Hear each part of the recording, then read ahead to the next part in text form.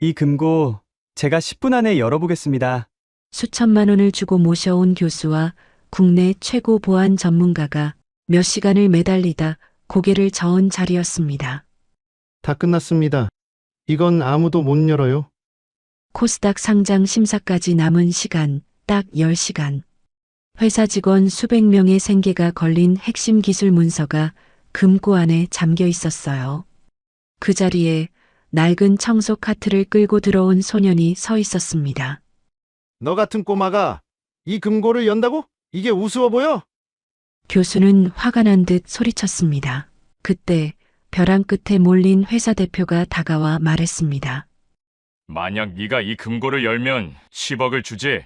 대신 못 열면 네 엄마는 해고야. 소년이 가방에서 꺼낸 건 고작 낡은 조립 노트북 한 대. 교수가 코웃음을 쳤어요. 저걸로 뭘 하겠다는 건지 구경이나 합시다. 소년은 엘리트들이 포기한 이 금고를 열 수 있을까요? 봄날 인생을 찾아주신 선생님들 정말 감사합니다. 좋아요 한번 눌러주시고 댓글에 봄날 인생이라고 남겨주시면 앞으로 여러분의 인생이 봄날처럼 따뜻하기를 함께 응원할게요. 다 끝났습니다. 이건 고장이 아닙니다. 김 교수의 목소리가 회장실 전체를 짓눌렀습니다. 셔츠 단추 2개가 풀린 채 넥타이를 손에 쥐고 선 사내의 이마엔 식은땀이 번들거리고 있었죠. 바로 옆에서 무릎에 양손을 짚고 허탈하게 서 있던 오 국장이 중얼거렸습니다. 금고 안쪽 잠금 체계를 통째로 녹여 붙여놨어요. 비유하자면 누군가 비밀번호가 지나가는 길목을 시멘트로 메워버린 겁니다. 정상 비밀번호를 넣어도 마스터 코드를 넣어도 소용없어요. 최 대표의 얼굴이 새하얗게 질렸습니다. 희망테크 본사 38층 회장실. 통유리 너머로는 햇살에 반짝이는 바다가 그림 엽서처럼 펼쳐져 있었어요. 파도는 느긋하게 밀려왔다 물러가고 갈매기 한 마리가 수평선 위를 한가롭게 돌고 있었죠. 세상에서 가장 평화로운 오후였습니다. 그런데 그 유리창 안쪽은 지금 전쟁터였어요. 코스닥 상장 심사까지 남은 시간, 딱 10시간. 그 심사에 반드시 제출해야 하는 핵심 기술 문서와 계약서가 전부 저 금고 안에 들어 있었습니다. 금고 표면에 박힌 전광판에는 붉은 숫자가 쉬지 않고 깜빡이고 있었고 그 아래로 경고음이 심장 박동처럼 울려 퍼지고 있었죠. D-, D-, D-. 그 소리가 한 번 울릴 때마다 회장실에 모인 사람들의 얼굴이 한 톤씩 창백해졌습니다. 김 교수는 서울대 정보보안학과에서 이 분야로는 손꼽히는 석학이었어요. 오 국장은 국내 최대 보안업체에서 수천 건의 금고와 서버 문제를 해결해 온 베테랑이었고요. 최 대표가 급히 수천만 원의 자물쇠를 내걸고 모셔온 사람들이었습니다. 그 두 사람이 6시간 넘게 매달리다가 결국 고개를 저었습니다. 김 교수가 최 대표를 향해 돌아섰어요. 최 대표님, 저희가 할 수 있는 건 전부 해봤습니다. 상장 심사 연기를 요청하시는 게 현실적인 방법입니다. 최 대표의 주먹이 떨렸습니다. 상장 심사 연기. 그 말이 무슨 뜻인지 이 방에 있는 사람 중 모르는 이는 없었어요. 3년을 준비한 상장이 무산되면 투자금 회수가 시작되고 협력사 계약은 줄줄이 깨지고 직원 수백 명의 생계가 하룻밤 사이에 무너지는 겁니다. 최 대표가 창가로 걸어갔습니다. 통유리 너머로 바다가 보였어요. 저 바다가 내려다 보이는 이 사무실을 처음 계약하던 날이 떠올랐습니다. 3년 전 이 건물 38층에 사무실 계약서를 쓰고 나오던 날 엘리베이터 문이 열리자마자 뛰어들어와 텅 빈 바닥 위에 서서 창밖을 바라보던 사람. 강동석이었습니다. 형님, 우리가 해냈습니다. 동석이가 울먹이며 돌아봤어요. 양복 소매로 눈물을 훔치면서도 입꼬리가 귀 밑까지 올라가 있었죠. 최 대표도 웃으려 했지만 코끝이 시큰해져서 결국 같이 울었습니다. 텅 빈 사무실에서 두 사내가 창밖의 바다를 바라보며 울었어요. 셋이서 시작한 회사가 30명이 되고 100명이 되고 300명이 된 그날. 첫 사무실에는 책상만 딸랑 있는 휑한 곳이었는데 지금 사무실은 그에 비하면 궁궐 같았습니다.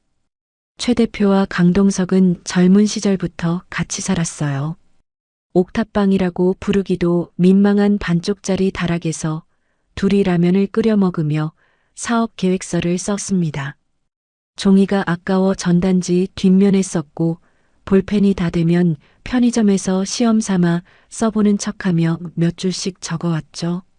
동석이는 기술을 맡았고 최만식은 사람을 맡았습니다. 투자자를 만나러 다닐 양복이 한 벌뿐이라 둘이 돌아가며 입었어요. 동석이가 입으면 소매가 좀 짧았고 만식이가 입으면 어깨가 좀 넓었지만 상관없었습니다. 중요한 건 양복이 아니라 사람이었으니까요. 투자자 10곳에 거절당하고 20곳에 무시당하고 30번째에서 겨우 첫 투자를 받던 날, 동석이가 전화를 끊고 나서 옥탑방 마루에 주저앉아 울었어요. 형님, 됐대요. 됐답니다. 최 대표가 동석이의 머리를 쥐어박듯 끌어안으며 함께 울었죠. 그날 밤 둘이서 소주 한 병을 사다가 종이컵에 나눠 마시며 비새는 천장 아래서 건배를 했습니다. 첫 직원을 뽑던 날에는 면접을 보는 자기들이 더 떨었어요. 첫 제품이 나오던 날에는 동석이가 밤새 서버를 붙잡고 앉아 있다가 새벽에 형님, 돌아갑니다 하고 전화해서 최 대표가 잠옷 바람으로 사무실까지 뛰어왔습니다. 두 사내가 새벽 사무실에서 모니터 앞에 나란히 앉아 화면이 켜지는 걸 바라보던 그 순간을 최 대표는 아직도 잊지 못해요. 그 모든 길을 옆에서 함께 걸은 사람이 동석이었습니다. 지금 회사에 목숨이 걸린 이 중요한 순간, 그 사람은 어디에 있는 건지 연락두절이 되었습니다. 최 대표는 자기도 모르게 주먹으로 유리창을 짚었습니다. 유리 너머로 바다가 반짝이고 있었지만 사내의 눈에는 아무것도 들어오지 않았어요.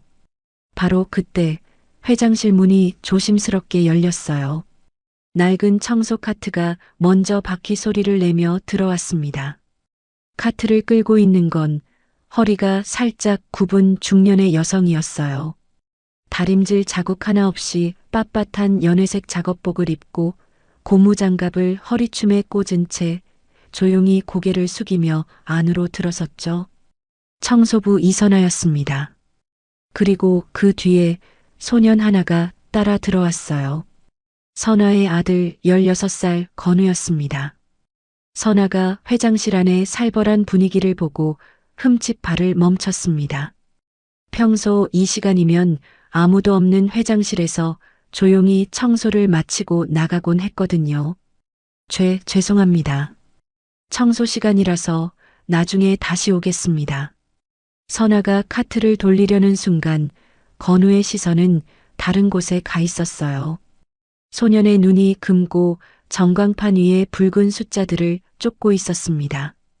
그리고 그 옆 모니터에 떠 있는 오류 코드를 마치 책장을 넘기듯 빠르게 훑쳤죠. 건우가 어머니의 카트를 잡은 손을 가만히 내렸습니다. 그리고 회장실 한가운데를 향해 또렷하게 말했어요. 저기요. 김 교수가 돌아봤습니다. 오 국장이 미간을 찌푸렸고요. 최 대표도 임원진도 보안 요원들도 일제히 소년을 바라봤습니다. 건우는 한 발짝도 물러서지 않았어요. 그 금고 제가 10분 안에 열 수 있어요. 회장실의 시간이 멈춘 것 같았습니다. 경고음만이 변함없이 울리고 있었고 창밖에서는 갈매기 한 마리가 여전히 푸른 바다 위를 날고 있었죠. 정적은 오래가지 않았습니다. 김 교수의 얼굴이 먼저 일그러졌어요. 귀 끝까지 시뻘겋게 달아오른 사내가 두 발짝 성큼 다가서며 건우를 내려다봤습니다. 서울대 석좌 교수라는 직함이 무색하게 그 입에서 터져나온 건 고함이었죠. 지금 장난할 때가 아니야. 어린 녀석이 뭘 안다고. 김 교수가 보안 요원을 향해 손짓했어요. 당장 저 청소부 모자 끌어내. 이런 자리에 애가 왜 서 있어? 보안 요원 둘이 건우에게 다가왔습니다. 한 명이 건우의 팔을 잡으려는 순간 선아가 반사적으로 아들 앞을 막아섰어요. 거친 손이 건우의 어깨를 감싸 쥐었고 굽은 등이 방패처럼 소년을 가렸죠. 입술이 파르르 떨렸지만 선아는 한마디도 하지 못했습니다. 이 방 안에서 자기가 할 수 있는 말 같은 건 없다는 걸 오래전부터 알고 있었으니까요. 건우가 어머니의 등 뒤에서 가만히 그 떨리는 어깨를 바라봤어요. 바로 그때였습니다. 그 손 나. 회장실 전체가 쩌렁하게 울렸어요. 모든 시선이 창가로 향했습니다. 최 대표가 돌아서며 말했어요. 핏줄이 선 눈, 떨리는 턱, 넥타이를 쥔 손에 힘이 들어가 손등의 뼈마디가 하얗게 드러나 있었어요. 최고의 전문가들을 모셔와서 6시간을 씨름했는데도 못 열었습니다. 최 대표의 목소리가 갈라졌습니다. 3년의 땀이 300명의 생계가 그리고 자기가 지켜야 할 모든 것이 저 붉은 숫자 아래서 모래처럼 흘러내리고 있었거든요.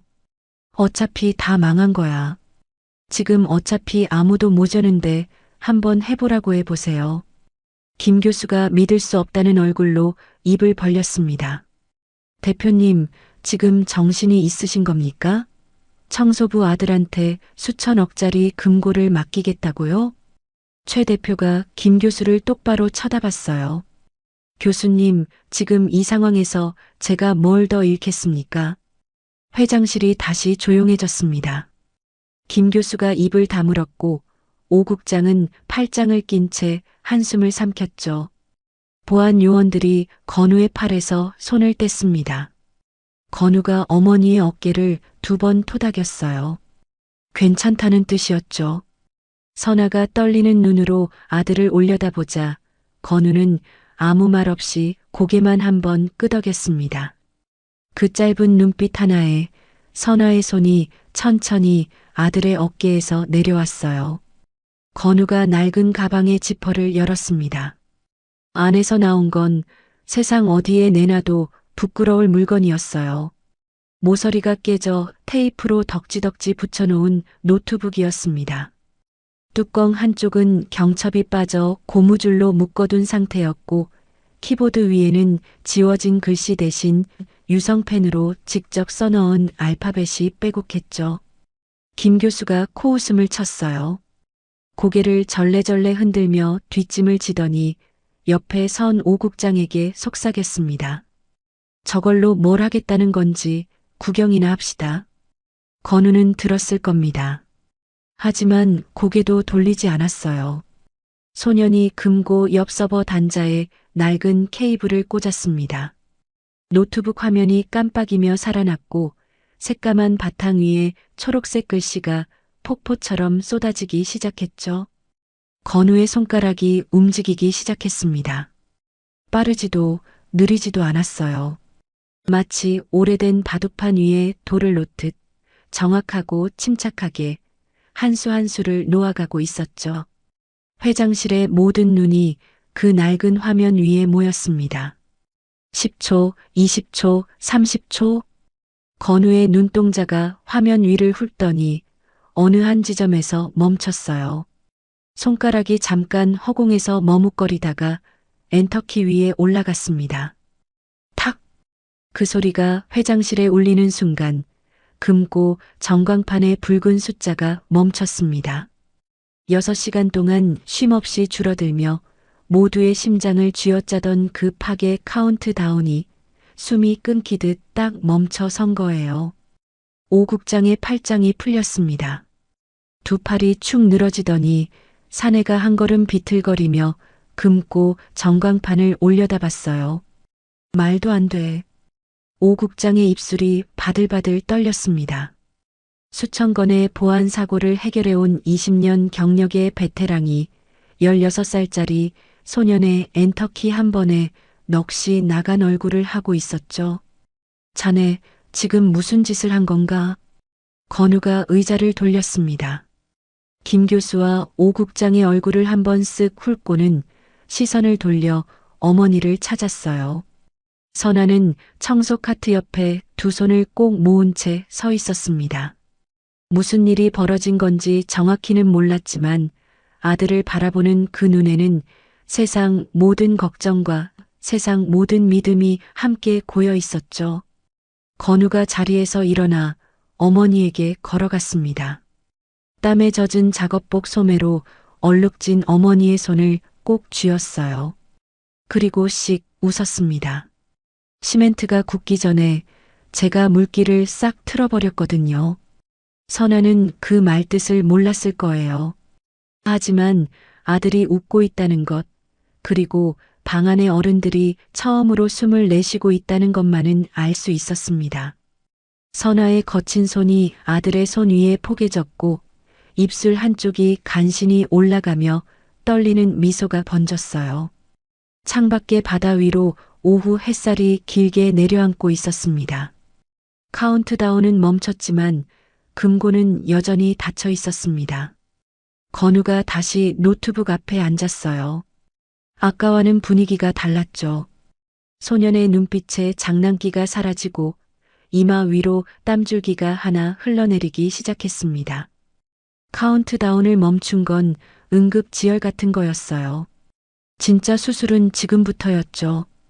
초록색 글씨가 빼곡한 화면 위로 건우의 손가락이 다시 움직이기 시작했습니다.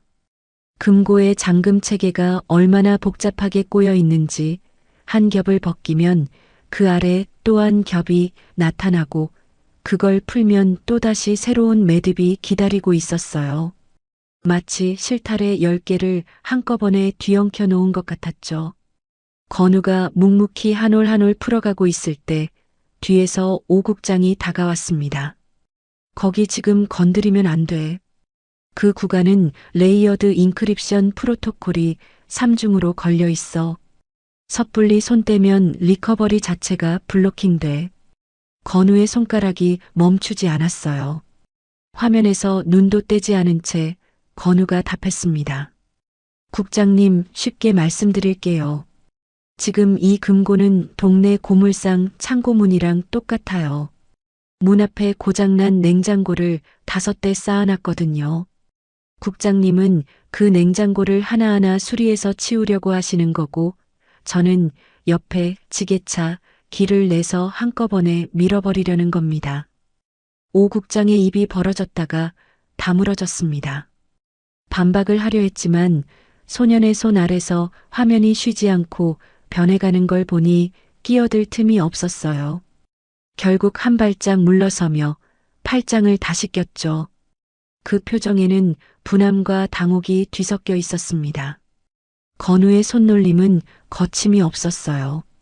교과서대로라면 순서를 밟아 한 단계씩 올라가야 할 곳을 건우는 중간을 훌쩍 뛰어넘어 핵심만 골라 찌르고 있었습니다. 마치 산길에서 포장도로를 놔두고 절벽 사이 샛길로 뛰어드는 것 같았죠. 위태롭지만 빨랐어요. 그 모습을 바라보며 선아는 청소 카트 손잡이를 꼭 쥔 채 자기도 모르게 옛날 기억 속으로 빠져들었습니다. 건우가 10살이 되던 해 겨울이었어요. 그때 선아는 새벽 4시에 일어나 시내 식당 주방에서 설거지를 하고 낮에는 오피스텔 쇠동의 복도와 계단을 닦았습니다. 저녁이면 다시 대형 빌딩 화장실 청소에 들어가 밤 11시가 넘어서야 반지하 방으로 돌아오곤 했죠. 무릎에 파스를 붙이지 않으면 계단을 내려갈 수 없었고 손가락 마디마디가 갈라져 겨울이면 밴드를 감아도 피가 배어나왔어요. 그래도 선아에게는 딱 하나 가슴을 찢는 것이 있었습니다. 아들 학원비였어요. 같은 반 아이들은 방과 후면 학원 가방을 메고 뛰어갔지만 건우는 매번 집에 돌아왔죠. 한 번은 건우가 하교길에 받아온 학원 전단지를 식탁 위에 올려놓은 적이 있었어요. 아무 말도 하지 않았습니다. 그냥 거기 놓고 방으로 들어가 버렸습니다. 그날 밤 선아는 설거지를 하다 말고 싱크대 앞에서 울었습니다. 소리가 날까봐 수돗물을 틀어놓고 고무장갑을 낀 손으로 입을 막은 채 어깨를 들썩이며 한참을 울었어요. 그 소리를 들은 건 건우였습니다.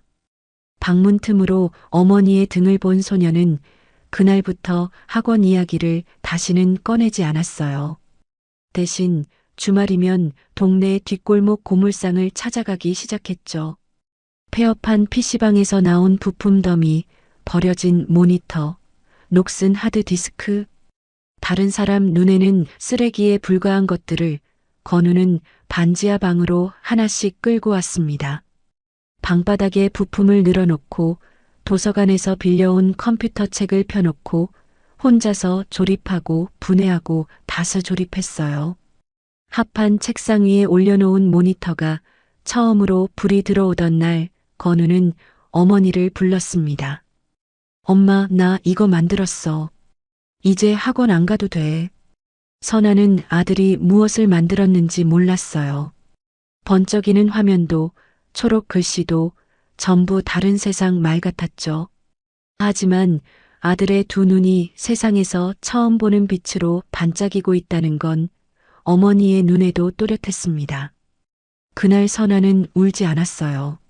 아들의 머리를 쓰다듬으며 갈라진 손으로 꼭 안아주기만 했습니다.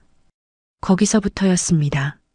건우의 독학이 시작된 건 회장실의 키보드 소리가 선아를 현재로 되돌려 놓았어요. 소년이 화면 위에서 매듭을 하나 더 풀어냈습니다. 금고 전광판에 붉은 빛이 한 칸 줄어들었고 건우의 이마에는 땀방울이 송글송글 맺혀 있었죠. 바로 그때 참다 못한 김 교수가 앞으로 나섰습니다. 잠깐. 김 교수의 목소리에 가시가 돋아 있었어요. 사내가 화면을 가리키며 건우를 내려다봤습니다. 지금 네가 쓰는 방식은 교과서에도 없어. 정식 이론을 완전히 무시하고 근본 없이 찔러대는 거야. 지금까지 운이 좋았던 거고 한수만 잘못 두면 금고 안 데이터가 전부 날아간다고. 건우의 손이 멈췄습니다. 천천히 고개를 들어 김 교수를 올려다봤어요. 교수님, 뭐? 그 교과서대로 하신 6시간 동안 카운트다운이 멈추기는 했습니까? 김 교수의 눈꺼풀이 미세하게 떨렸습니다. 회장실 안에 임원 몇이 고개를 돌려 시선을 피했고 오 국장은 천장을 올려다보며 헛기침을 했죠. 건우가 다시 키보드로 돌아갔습니다. 화면을 두 쪽으로 쪼개더니 왼쪽에는 김 교수가 6시간 동안 작업했던 기록을 불러오고 오른쪽에는 감고 잠금 체계의 구조를 나란히 펼쳤어요. 교수님, 여기 보십시오. 건우의 손가락이 왼쪽 화면의 한 지점을 짚었습니다. 교수님이 3번째 시도에서 이쪽 길로 들어가셨는데 이 갈림길에서 왼쪽을 고르셨어요. 교과서대로라면 당연히 왼쪽이 맞습니다. 그런데 건우가 오른쪽 화면을 가리켰어요. 잠금 체계의 구조도 위에 빨간 점 하나가 선명하게 깜빡이고 있었습니다. 왼쪽 길 끝에 함정이 깔려 있었어요. 들어가면 들어갈수록 미로가 늘어나게 짜놓은 겁니다. 교수님은 6시간 동안 함정 안에서 빙빙 돌고 계셨던 거예요. 회장실이 쥐 죽은 듯 고요해졌습니다. 김 교수의 얼굴이 하얗게 변했어요. 입술이 달싹거렸지만 아무 소리도 나오지 않았습니다. 명문대 교수라는 이름표가 수십 년 경력이라는 갑옷이 16살 소년의 손가락 한 번에 종이장처럼 벗겨지는 순간이었죠. 오 국장도 고개를 숙였습니다. 화면에 드러난 치명적 실수는 김 교수만의 것이 아니었거든요. 자기도 같은 길을 따라갔다가 되돌아온 기억이 선명했으니까요. 건우는 더 이상 아무 말도 하지 않았습니다. 그저 화면으로 돌아가 다시 한 올 한 올 실타래를 풀기 시작했어요. 회장실 구석, 청소 카트 옆에서 선아는 두 손을 가슴 앞에 꼭 모았습니다. 손가락이 하얗게 질릴 만큼 깍지를 끼고 고개를 숙인 채 소리 없이 기도하고 있었어요. 아들이 지금 무엇을 하고 있는지, 그 화면의 글씨가 무슨 뜻인지 선아는 하나도 알지 못했습니다. 다만 이 방 안의 어른들이 더 이상 아들을 끌어내려 하지 않는다는 것, 그리고 아들의 등이 아까보다 조금 더 넓어 보인다는 것만은 알 수 있었습니다. 선아의 입술이 소리 없이 움직였어요. 하느님, 우리 건우 좀 지켜주세요. 금고의 전광판 위로 붉은 빛이 또 한 칸 줄어들었습니다. 건우의 손가락이 키보드 위를 타는 속도가 한결 안정되어 있었어요.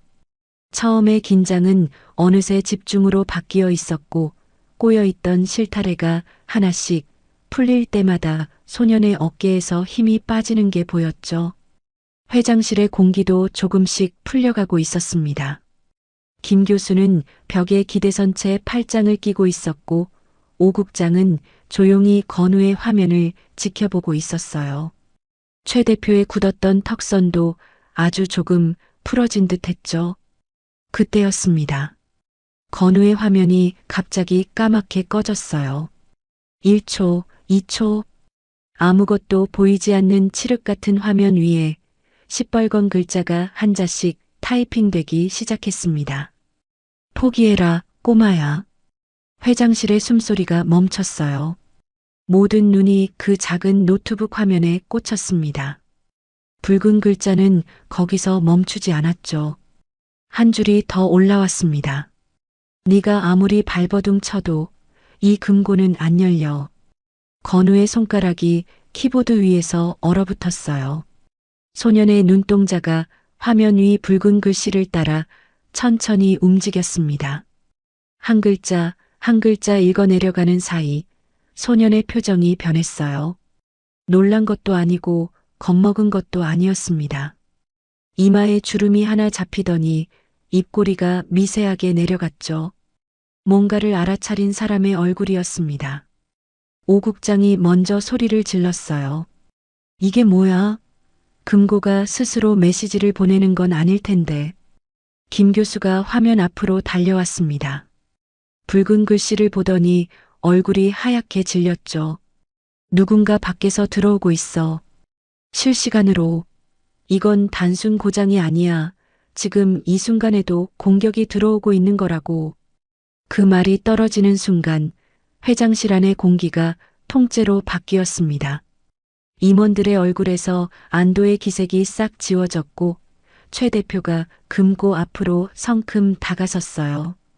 방금 전까지 천천히 풀려가던 실타래가 누군가 반대쪽에서 잡아당기며 다시 엉키고 있었던 겁니다.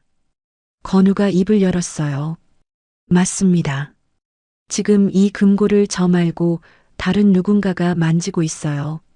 제가 매듭을 풀면 그 사람이 바로 옆에서 새 매듭을 묶고 있는 거예요. 최 대표의 목소리가 갈라졌습니다. 그게 누군데? 대체 누가 우리 회사 금고를? 건우가 고개를 저었어요. 아직은 모릅니다.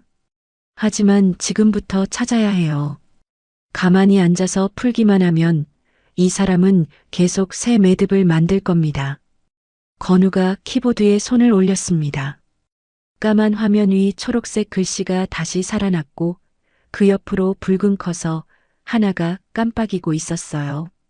건우의 하얀 커서가 움직이기 시작하자 붉은 커서도 따라 움직였습니다.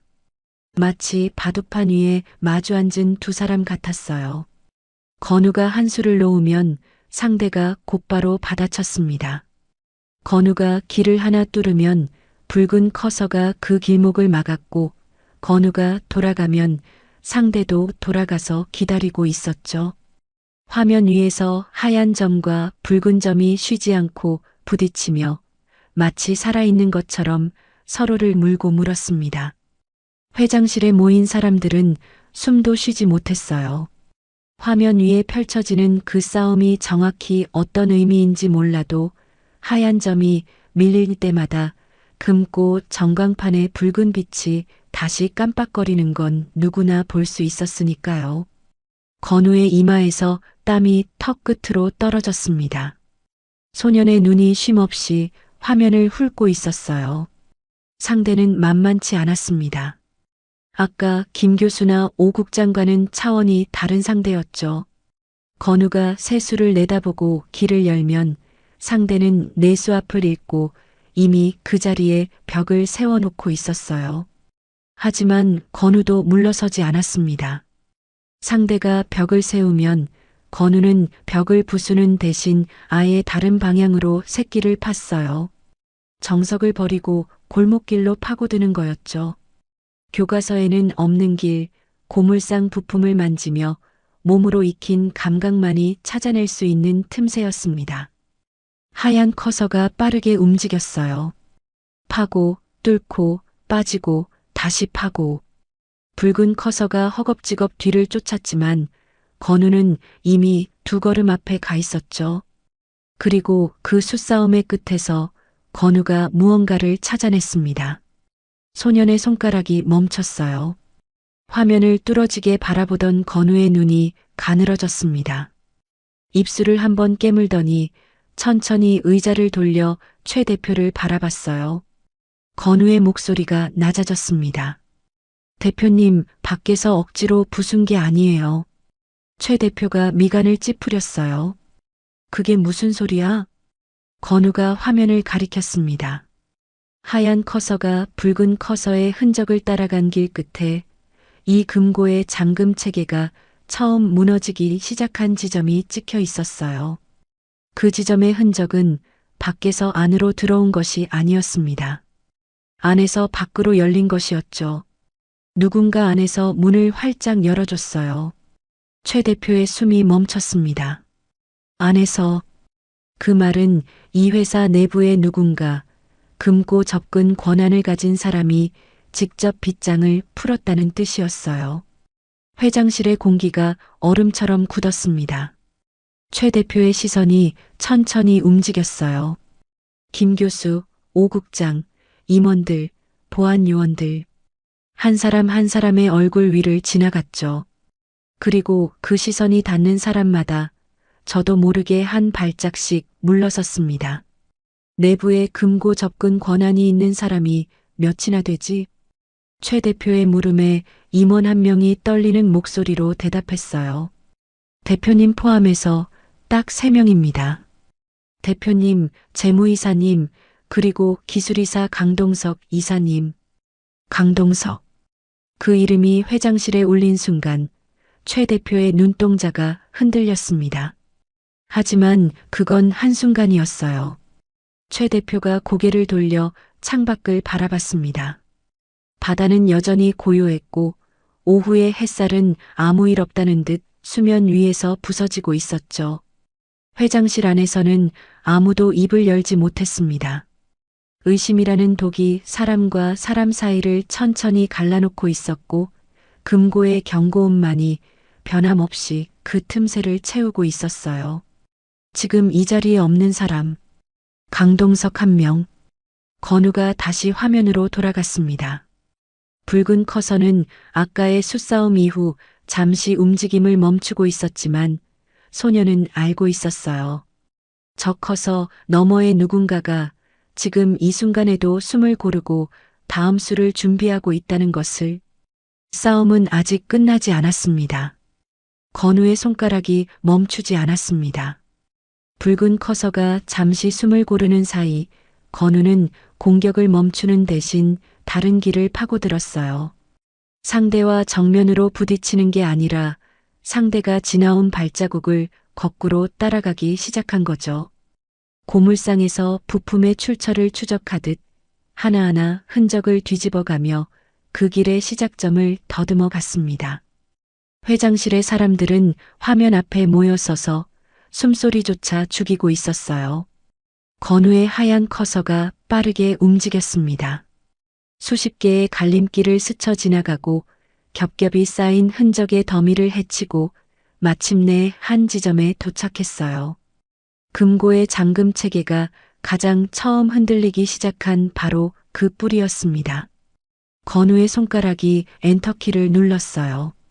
화면 한가운데 하얀 박스가 떠올랐습니다. 그 안에 두 줄의 글씨가 적혀 있었죠. 내부 접근자 강동석. 최초 잠금 해제 시각 오전 4시 12분. 회장실이 얼어붙었습니다. 새벽 4시. 아무도 출근하지 않은 시간에 이 회사의 기술이사가 직접 금고의 빗장을 풀었다는 뜻이었어요. 건우가 천천히 고개를 돌려 최 대표를 바라봤습니다. 소년의 입이 열리기도 전에 최 대표의 눈은 이미 그 두 줄의 글씨 위에 박혀 있었어요. 강동석. 그 세 글자가 눈에 들어오는 순간 최 대표의 무릎이 꺾였습니다. 허벅지에 힘이 빠지고 손이 허공을 더듬었지만 잡을 것이 없었어요. 그대로 바닥에 주저앉았습니다. 양복 무릎이 차가운 대리석 위에 부딪히는 둔탁한 소리가 조용한 회장실에 낮게 울렸죠. 강이사? 최 대표의 입에서 흘러나온 건 고함이 아니었습니다. 바람이 빠진 것 같은 힘없는 중얼거림이었어요. 설마 동석이가? 그럴 리가 없어. 아무도 대답하지 못했습니다. 임원들은 고개를 숙였고 김 교수와 오 국장은 발끝만 내려다보고 있었죠.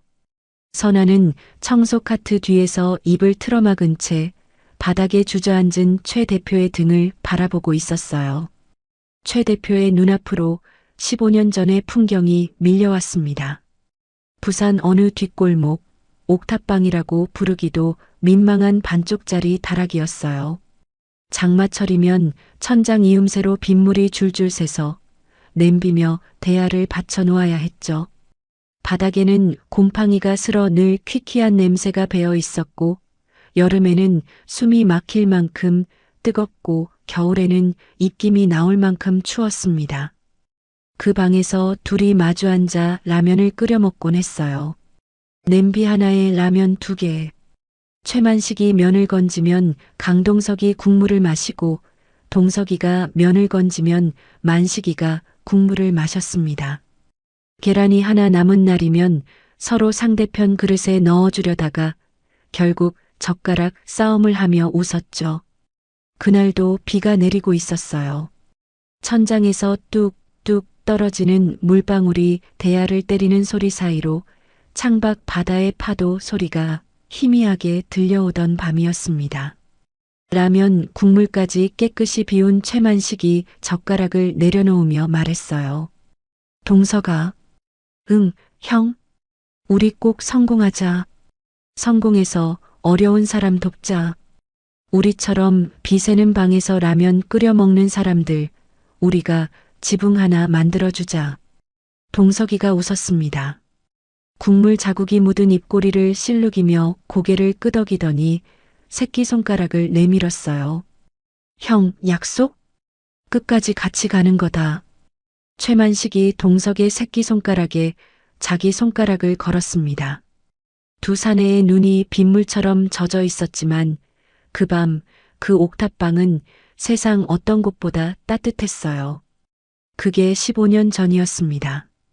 대리석 바닥 위에 주저앉은 최 대표의 눈이 촉촉히 번졌어요. 주먹을 불끈 쥐었다가 펴고 다시 쥐었다가 펴기를 반복했습니다. 분노인지 슬픔인지 본인도 알 수 없는 것이 가슴 밑바닥에서 치밀어 오르고 있었죠. 바로 그때 건우의 목소리가 조심스럽게 들려왔습니다. 대표님, 하나 더 있습니다. 최 대표가 젖은 눈을 들었어요.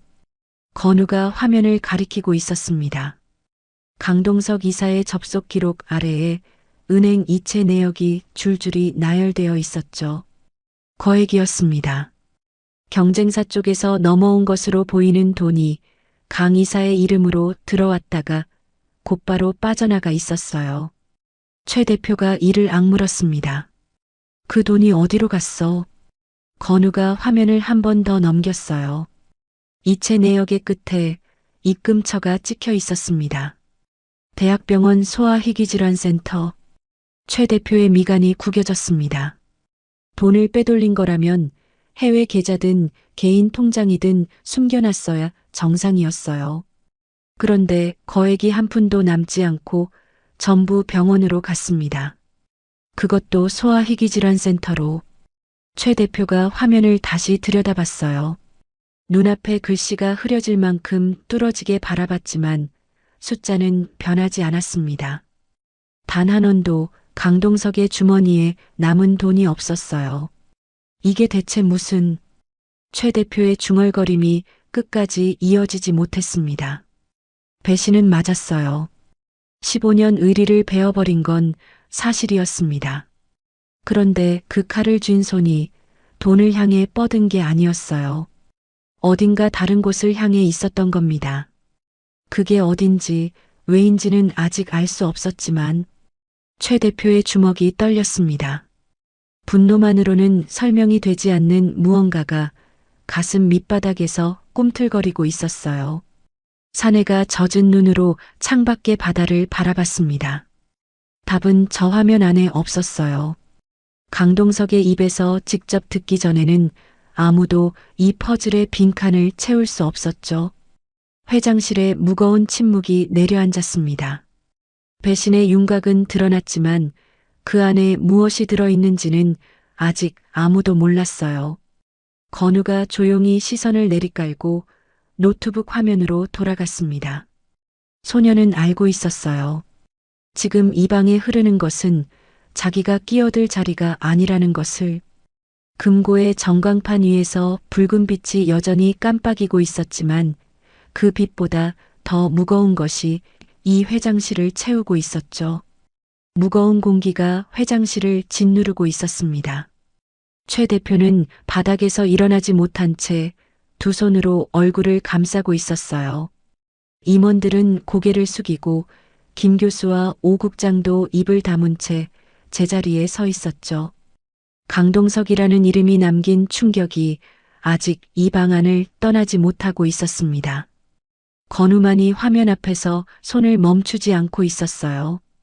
지금 이 순간에도 붉은 커서 너머에 누군가가 숨을 고르고 있다는 걸 소녀는 잊지 않았으니까요. 금고의 잠금 체계 안으로 다시 길을 내기 시작한 건우의 손가락이 조금씩 속도를 올리고 있었습니다. 바로 그 순간이었어요. 화면이 꺼졌습니다. 건우의 노트북만이 아니었어요. 회장실 벽면에 걸린 대형 모니터 세대, 서버 옆 보조화면, 금고 전광판까지 불이 켜져 있던 모든 화면이 동시에 까맣게 죽었습니다. 찰나의 정적이 흐르고 금고에서 울리던 경고음마저 뚝 끊겼어요. 소름이 돋는 고요함이었습니다. 오 국장이 먼저 반응했어요. 서버 뒤편으로 달려가 케이블을 확인하더니 하나씩 잡아당기기 시작했습니다. 1개, 2개, 3개. 사내의 손이 점점 빨라졌고 얼굴에서 핏기가 빠져나갔어요. 마지막 케이블까지 확인한 오 국장이 벌떡 일어서더니 주먹으로 책상을 내리쳤습니다. 인터넷 선이 끊어졌어. 회장실이 흔들리는 것 같았어요. 오 국장의 고함이 천장에 부딪혀 메아리 쳤습니다. 물리적으로 끊긴 거야. 건물 어딘가에서 메인 통신 케이블을 잘라버렸어. 길이 없어. 길 자체가 사라진 거라고. 오 국장의 다리가 풀렸습니다. 의자에 주저앉으며 두 손으로 머리카락을 움켜쥐었어요. 20년 경력의 베테랑이 눈앞이 캄캄한 사람의 얼굴을 하고 있었죠.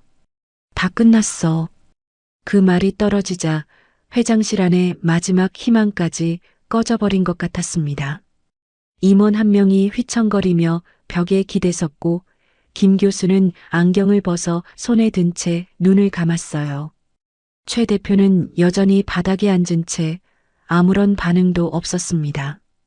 회사의 생명줄이 끊어졌다는 말에도 고개 하나 들지 않았어요. 동석이의 배신이 남긴 상처가 회사가 무너진다는 공포마저 삼켜버린 거였죠. 칠흑 같은 화면 앞에서 건우도 멈춰 있었습니다. 소년의 두 손이 키보드 위에 얹혀진 채 꼼짝하지 않았어요. 뚫어지게 까만 화면을 바라보는 눈동자 위로 무언가가 빠르게 지나가고 있었습니다. 생각의 톱니바퀴가 미친 듯이 돌아가고 있는 눈이었죠. 3초, 5초, 7초. 건우의 시선이 화면에서 떠나 천천히 옆으로 움직였어요. 소년의 눈이 회장실 안을 한 바퀴 훑었습니다. 서버, 케이블, 벽면 단자, 천장 배선구. 그리고 마지막으로 시선이 멈춘 곳이 있었어요. 어머니의 허리춤이었습니다. 선아의 작업복 벨트고리에 낡은 무전기 하나가 매달려 있었어요. 안테나 끝이 구부러져 테이프로 감아놓은 손바닥만 한 아날로그 무전기였습니다. 청소팀 아주머니들이 층마다 흩어져 일할 때 서로 연락을 주고받는 용도로 쓰는 이 건물에서 가장 값이 나가지 않는 물건이었죠. 건우가 벌떡 자리에서 일어났습니다. 엄마. 선아가 깜짝 놀라 고개를 들었어요. 건우가 성큼 다가오더니 어머니의 허리춤에서 무전기를 조심스럽게 빼들었습니다. 건우야, 그게 왜? 건우가 대답 대신 무전기를 들어 올려 회장실의 어른들에게 보여줬어요. 낡고 투박한 그 물건을 본 김 교수의 눈썹이 올라갔고 오 국장은 고개를 갸우뚱했습니다. 건우가 입을 열었어요. 정문이 막혔으면 새끼를 파야죠. 오 국장이 눈을 가늘게 떴습니다. 새끼리라니 무슨 소리야? 통신 케이블이 물리적으로 잘렸다고 했잖아. 인터넷이 없이 금고에 접근할 방법은 세상 어디에도 없어. 건우가 무전기의 뒷판을 손톱으로 들어 열었어요. 안에서 오래된 기판과 전선 다발이 드러났습니다. 소년의 눈이 반짝였죠. 국장님, 이 건물의 인터넷선은 끊어졌지만 아직 살아있는 길이 하나 있어요. 이 건물 지하 주차장부터 옥상 물탱크실까지 층마다 빠짐없이 뚫려 있는 주파수가 있거든요. 건우가 무전기를 들어 올렸습니다. 청소부 아주머니들의 무전 주파수요. 회장실이 조용해졌어요. 김 교수의 입이 벌어졌다가 닫히지 않았고 오 국장은 어이가 없다는 듯 눈을 깜빡였습니다. 건우가 이미 움직이고 있었어요. 무전기 안의 기판에서 전선 2가닥을 빼내더니 주머니에서 꺼낸 클립과 절연 테이프로 능숙하게 이어붙이기 시작했습니다. 노트북 옆면의 단자 커버를 열고 그 전선을 하나씩 꽂아 넣었죠. 수천억짜리 금고지만요. 결국 신호를 주고받는 건 똑같습니다. 고속도로가 끊어졌으면 논두렁길로 돌아가면 됩니다. 느리지만 도착은 해요. 오 국장이 한 걸음 다가섰어요. 잠깐, 자네 지금 무전기 주파수를 통신 우회로로 쓰겠다는 건가? 그게 가능하다고? 이 건물 청소팀이 몇 명인지 아십니까? 건우가 전선을 연결하면서 물었어요. 아무도 대답하지 못했습니다. 이 건물에서 청소팀 인원수를 아는 사람은 이 회장실에 한 명도 없었어요. 22명이요. 지하 2층부터 옥상까지 2층에 한 명씩? 이 아주머니들이 층마다 무전기로 연락하니까 이 건물에서 가장 빈틈없이 신호가 닿는 길이 바로 이 주파수예요. 건우의 손끝에서 마지막 전선이 연결되었습니다. 비싸고 빠른 고속도로는 끊어졌지만 이 건물 구석구석을 가장 잘 아는 사람들이 매일 밟고 다니는 길은 아직 살아있는 거예요. 건우가 노트북의 전원 버튼을 눌렀어요. 까만 화면 위로 불이 들어왔습니다. 초록 글씨가 깜빡이더니 치지직 하는 잡음이 스피커를 타고 흘러나왔어요. 무전기 특유의 거친 잡음이었습니다.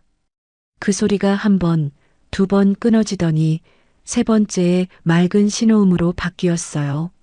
화면 위에 초록색 글씨가 한 줄 떠올랐습니다. 통신 복구 완료 마이너스 무전 주파수 채널 연결 성공. 오 국장의 무릎이 풀릴 뻔했습니다. 사내가 금고 앞에서 비틀거리며 화면을 올려다봤어요. 불과 1분 전까지 모든 것이 끝났다고 절규했던 그 입에서 숨이 빠져나가듯 소리가 새어나왔죠. 이게 되는 거야? 김 교수가 무전기와 노트북을 번갈아 보며 고개를 절레절레 저었습니다. 고개를 젓는 건 부정이 아니었어요. 믿을 수가 없다는 뜻이었죠. 수천만 원짜리 장비로도 못한 일을 청소부 허리춤에 달린 무전기 한 대가 해낸 거였으니까요. 최 대표가 그제야 고개를 들었습니다. 바닥에 주저앉은 채로 젖은 눈으로 건우를 올려다봤어요. 소녀는 무전기 전선을 매만지며 화면을 확인하고 있었고 그 옆에는 허리춤이 텅 빈 작업복 차림의 선아가 서 있었습니다. 선아는 자기 무전기가 무슨 역할을 한 건지 정확히 알지 못했어요. 하지만 아들이 자기 허리에서 빼간 그 낡은 기계가 이 방안의 표정들을 바꿔놓았다는 건 느낄 수 있었죠. 건우가 어머니를 돌아보며 웃었습니다. 엄마 무전기가 1등 공신이야. 건우가 다시 화면으로 돌아갔습니다. 무전기 주파수를 타고 되살아난 통신망 위로 금고의 잠금 체계가 다시 모습을 드러냈어요. 잠시 멈춰있던 붉은 커서도 화면 한쪽 구석에서 다시 깜빡이기 시작했습니다. 상대도 돌아온 거였죠. 하지만 건우의 눈에는 아까와 다른 빛이 들어 있었습니다. 어머니의 무전기가 열어준 이 샛길 위에서 소녀는 더 이상 밀리지 않을 거였습니다. 붉은 커서가 움직이기 시작했습니다. 아까와는 달랐어요. 건우와 한 수 한 수 주고받으며 바둑을 두던 그 조심스러운 움직임이 아니었습니다. 무전기를 타고 통신이 되살아난 걸 눈치챈 순간 상대는 수싸움을 포기한 거였어요. 화면 위로 시뻘건 점들이 비처럼 쏟아지기 시작했습니다. 한 개, 두 개가 아니었어요.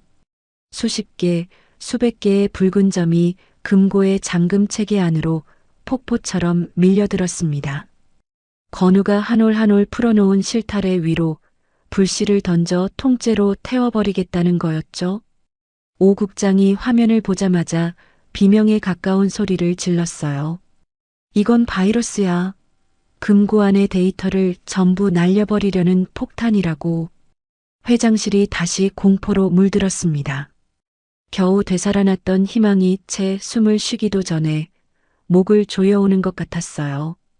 임원 한 명이 뒷걸음질을 치며 벽에 등을 부딪혔고 김 교수는 안경을 고쳤으며 화면 앞으로 달려왔습니다. 막아야 해. 저걸 막지 못하면 금고 안의 서류고 기술이고 전부 제가 돼. 김 교수의 고함이 채 끝나기도 전에 건우가 의자 등받이에 몸을 기댔어요. 그리고 웃었습니다. 씩 하고 입꼬리가 올라갔어요. 공포에 질린 회장실에서 유일하게 웃고 있는 얼굴이었습니다. 오 국장이 경악한 눈으로 소년을 돌아봤죠. 자네, 지금 이 상황이 웃겨? 건우가 고개를 저었어요. 아니요. 웃긴 게 아니라 기다리고 있었거든요. 이수를. 건우가 화면을 가리켰습니다. 붉은 점들이 쉬지 않고 쏟아지고 있었지만 소년의 눈에는 두려움이 없었어요. 국장님, 바둑 두실 줄 아시죠? 뜬금없는 물음에 오 국장이 미간을 찌푸렸습니다. 상대가 궁지에 몰리면 어떻게 합니까? 가지고 있는 돌을 한꺼번에 다 퍼붓잖아요. 여기저기 마구잡이로 찍으면서 판을 뒤엎으려 하죠. 그런데 그게 통하던가요? 건우가 키보드에 손을 올렸어요. 덩치 큰 놈은 자기 힘에 넘어지는 법이거든요. 건우의 손가락이 움직이기 시작했습니다. 그런데 이상한 일이 벌어졌어요. 건우는 밀려드는 붉은 점들을 막지 않았습니다. 하나도 막지 않았어요. 오히려 금고 잠금 체계의 방어벽을 하나씩 열어젖히기 시작한 거였죠. 김 교수가 소스라치게 놀랐어요. 뭐 하는 거야? 방어벽을 왜 열어? 저 폭탄들이 들어오잖아. 건우가 대답하지 않았습니다. 소년의 손이 멈추지 않고 방어벽을 하나, 둘, 셋 열어젖혔어요. 마치 성문을 활짝 열어놓고 적군을 맞이하는 것 같았습니다. 붉은 점들이 신이 나서 밀려들었습니다. 열린 길목으로 우르르 몰려왔어요. 거침없이 거세게 마치 제방이 터진 물줄기처럼 금고 잠금 체계 안으로 쏟아져 들어왔습니다. 오 국장이 얼굴을 감쌌어요. 차마 못 보겠다는 듯이. 바로 그 순간 건우의 손가락이 번개처럼 움직였습니다. 탁, 탁, 탁. 3번의 키 입력이었어요. 건우가 열어놓았던 그 길목들이 일제히 방향을 바꿨습니다. 안으로 들어오던 길이 순식간에 밖으로 나가는 길이 된 거였어요. 마치 거울을 세워놓은 것처럼 쏟아져 들어온 붉은 점들이 고스란히 되튕겨 나가기 시작했습니다. 건우가 열어놓은 건 성문이 아니었어요. 함정이었습니다. 적군이 신나서 뛰어든 성안이 사실은 막다른 골목이었고 골목 끝에 세워진 거울이 그 거대한 힘을 고스란히 되돌려 보내고 있는 거였죠. 붉은 점들이 왔던 길을 따라 무섭게 역류했습니다. 금고 잠금 체계 밖으로 통신망을 타고 상대의 시스템을 향해 폭풍처럼 되돌아갔어요. 화면 오른쪽 구석에서 붉은 커서가 미친 듯이 깜빡였습니다. 상대가 허겁지겁 자기 쪽 방어벽을 올리려 했지만 이미 늦었어요. 자기가 쏟아부은 폭탄이 고스란히 자기 발밑에서 터지고 있었으니까요. 화면 위에 붉은 점들이 하나씩 꺼져갔습니다. 10개, 20개, 30개. 붉은 커서의 움직임이 느려지더니 흔들리기 시작했어요. 마지막으로 한번 크게 깜빡이더니 꺼졌습니다. 사라진 거였어요. 화면 위에 하얀 커서만 홀로 깜빡이고 있었습니다. 1초, 2초, 3초. 아무도 입을 열지 못했어요. 가장 먼저 소리를 낸 건 최 대표였습니다. 바닥에 주저앉은 채로 떨리는 손으로 금고 전광판을 가리키며 숨이 막힌 것 같은 목소리를 내뱉었어요. 이긴 거야? 이긴 거냐고. 건우가 천천히 고개를 끄덕였습니다. 그 끄덕임 하나에 회장실이 터졌어요. 임원 한 명이 소리를 지르며 주먹을 불끈 쥐었고 또 한 명은 옆 사람의 어깨를 붙잡고 흔들었습니다. 오 국장이 의자에서 벌떡 일어나 허공에 주먹을 내질렀고 김 교수는 두 손으로 얼굴을 감싼 채 고개를 떨구었죠.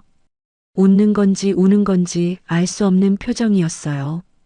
희망테크 38층 회장실에서 처음으로 환호성이 울려 퍼졌습니다. 선아는 청소 카트 옆에서 두 손을 가슴에 모은 채 서 있었어요.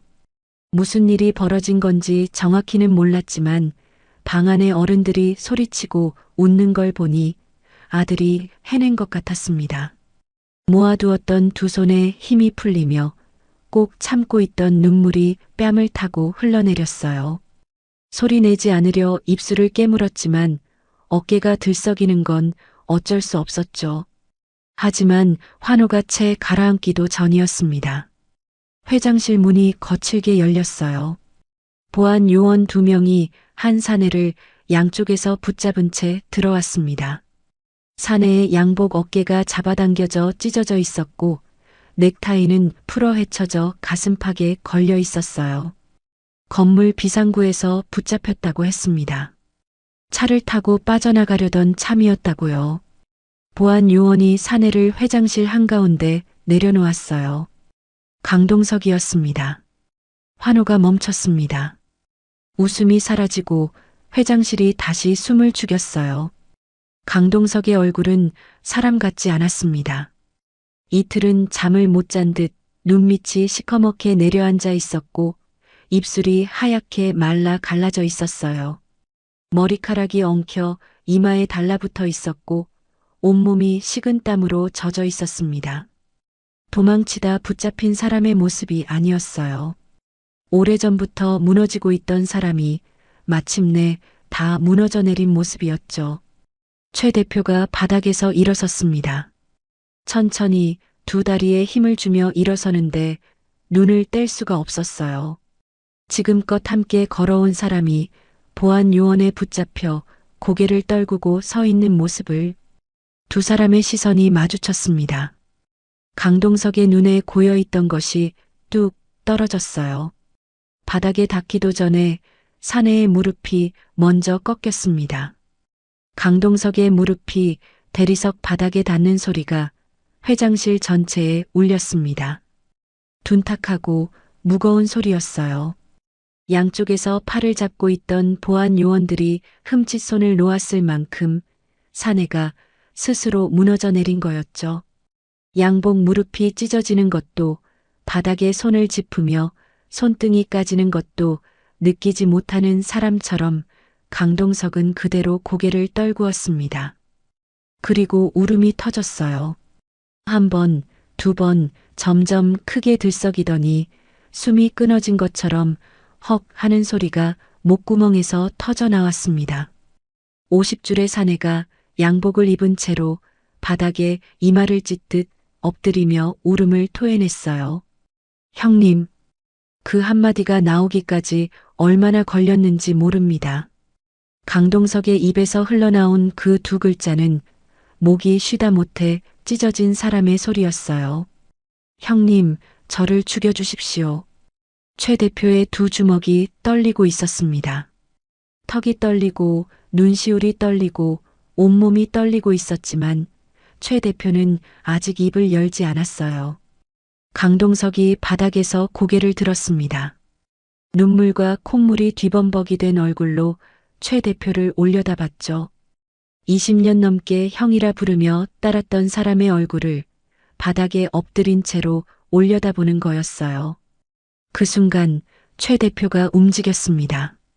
성큼 두 걸음 만에 강동석 앞에 선 최 대표가 바닥에 엎드린 사내의 양복깃을 움켜쥐었어요. 한 손으로 잡아 올린 게 아니었습니다. 두 손으로 이가 갈리도록 멱살을 쥐고 끌어올렸죠. 강동석의 몸이 허공에서 흔들렸어요. 최 대표의 입이 열렸습니다. 돈이 필요하면 말을 했어야지. 회장실 유리창이 울릴 만큼 큰 소리였지만 그 안에 실려 있는 건 분노만이 아니었어요. 갈라지고 부서진 목소리 사이로 그동안의 세월이 조각조각 흩어지고 있었습니다. 내가 네 형이잖아. 옥탑방에서 한 약속 잊었어? 어떻게 내 뒤통수를 때려? 다른 사람도 아니고 어떻게 네가 내 등에 칼을 꽂아. 멱살을 쥔 두 손에 핏줄이 솟았습니다. 흔들고 쥐어짜고 밀어내려 하면서도 최 대표의 손은 강동석을 놓지 못하고 있었어요. 밀어내고 싶은 건지 끌어당기고 싶은 건지 본인도 모르는 것 같았습니다. 강동석이 멱살에 매달린 채로 다시 한번 무너졌어요. 형님, 수진이가요. 사내의 목소리가 실처럼 가늘어졌습니다. 우리 수진이가 희귀병이래요. 최 대표의 눈이 흔들렸어요. 수진이. 그 이름이 귓가에 닿는 순간 멱살을 쥔 손에서 미세하게 힘이 빠졌습니다. 강동석이 이를 악물며 말을 이었어요. 작년 가을에 학교에서 쓰러져서 병원에 실려갔어요. 검사하고 또 검사하고 한 달을 검사만 했는데 의사가 저를 복도로 불러내더니 수술 안 하면 못 넘긴다고. 그런데 수술비가 형님, 제가 가진 거 다 팔아도 반이 안 되는 돈이었어요. 강동석의 목에서 울음이 치밀어 올랐지만 사내는 이를 악물고 삼켰습니다. 지금 이 말을 끝까지 하지 않으면 영영 할 수 없을 것 같았으니까요. 형님도 아시잖아요, 그 애를. 명절마다 형님 무릎에 올라가서 삼촌 하면서 세뱃돈 달라고 졸라대던 애. 회사 야유회 때마다 데리고 와서 형님이 솜사탕 사주면 양손에 하나씩 들고 까르르 웃던. 최 대표의 입술이 떨리기 시작했어요. 기억이 났습니다. 지난 설에 수진이가 안 보여서 물었더니 동석이가 웃으며 친척 집에 보냈습니다 하고 둘러댔었죠. 표정이 좀 어두운 것 같아 한마디 더 물으려다가 동석이가 먼저 화제를 돌려버렸었어요. 그때 한 번만 더 물었더라면, 그때 동석이 어깨를 한 번만 잡았더라면, 최 대표의 눈시울이 붉어지기 시작했습니다. 강동석이 바닥에 머리를 찌우며 말했어요. 그 애가 병원 침대에 누워서 저한테 웃어 보여요, 형님. 볼에 핏기 하나 없는 얼굴로 아빠 나 괜찮아 하고 웃는데, 그런데 이불 밑에서 그의 손이 떨리고 있는 게 보여요. 무서운 거예요. 그 애도 12살짜리가 무섭다는 말도 못하고 아빠 앞에서 웃고 있는데. 강동석의 말이 끊겼습니다. 울음을 삼키려다 실패한 사내의 얼굴이 일그러졌어요. 이마를 바닥에 대고 양손으로 머리를 감싸쥐며 몸을 웅크렸습니다. 병원에서 내일까지 수술비 안 들어오면 수술 못한다고 했어요. 못하면 다음 기회가 없다고. 내일이에요, 형님. 내일. 멱살을 쥔 최 대표의 손이 가늘게 흔들리고 있었어요. 강동석이 이마를 들어 올렸습니다. 바닥에 찧어 빨갛게 된 이마 위로 땀과 눈물이 뒤섞여 흘렀어요. 형님도 잘 알잖아요. 수진이 엄마 떠나고 나서 저 혼자 그 애를 키웠어요. 밤마다 이불 덮어주고 아침마다 머리 따아주고 학교 앞까지 손잡고 데려다 주던 게 접니다. 초등학교 입학식 날 수진이가 교문 앞에서 뒤돌아보며 아빠한테 손 흔들던 거 형님도 사진 보셨잖아요. 그 애가 세상에서 제가 가진 전부예요. 최 대표가 기억했어요. 동석이가 수진이 입학식 사진을 회사 단체 채팅방에 올렸던 날, 핑크색 원피스를 입은 작은 아이가 교문 앞에서 양손을 흔들고 있는 사진이었죠. 직원들이 축하 메시지를 보냈고 최 대표는 우리 조카 입학 축하한다. 삼촌이 선물 쏜다 하고 답했었습니다. 그 아이가 지금 병원 침대에 누워 떨고 있었던 거예요. 강동석이 최 대표의 멱살을 쥔 손 위에 제 손을 포겠습니다. 쥐어짜는 그 손을 풀려는 게 아니었어요. 붙잡는 거였습니다. 형의 손을 마지막이라는 듯이. 그러는데 어떻게 알았는지 얼마 전에 경쟁사 놈들이 찾아왔어요. 수진이가 아프다는 걸 이미 알고 있었어요. 금고 문을 열어주면 수술비는 물론이고 평생 병원비까지 전부 책임지겠다고. 강동석의 목소리가 갈기갈기 찢어졌습니다. 형님, 저도 알아요. 그게 얼마나 못된 짓인지. 20년 넘는 세월을 함께한 형님 등에 칼을 꽂는 짓이라는 거. 다 알면서도 형님. 수진이 얼굴이 자꾸 떠올라요. 병원 침대에서 웃어 보이는 그의 얼굴이. 아빠 나 괜찮아 하는 그 목소리가. 그래서 눈이 뒤집혔습니다. 강동석의 말이 끝나자 회장실이 쥐 죽은 듯 고요해졌어요. 사내의 울음소리만이 바닥 위를 기듯 퍼지고 있었습니다. 형님 회사를 팔아먹은 놈이에요. 저는. 죽여도 싸요. 그런데 형님, 수진이만은. 말이 끊겼습니다. 더 이상 소리가 나오지 않았어요. 사내가 멱살에 매달린 채 고개를 떨구자 이마에서 흘러내린 땀과 눈물이 최 대표의 손등 위에 떨어졌습니다. 회장실 구석에서 작은 흐느낌이 새어나왔어요. 선아였습니다. 청소 카트 손잡이를 잡은 선아의 어깨가 들썩이고 있었어요. 두 손으로 입을 막고 있었지만 손가락 사이로 울음이 새어나오는 걸 막을 수 없었죠. 남의 이야기가 아니었으니까요. 새벽마다 무릎에 파스를 붙이고 계단을 오르내린 건 건우 학원비 한 번 못 내는 자기가 미워서가 아니었어요. 아들이 배고프지 않게, 아들이 춥지 않게, 아들이 이 세상에서 주눅 들지 않게. 그것 하나 때문에 등이 굽도록 바닥을 닦아온 거였습니다. 수술비가 없어서 딸이 죽을 수도 있다는 말 앞에서 아비의 세상이 무너져 내리는 그 소리가 선아의 뼛속까지 울리고 있었어요. 강동석이 한 짓이 옳다는 게 아니었습니다.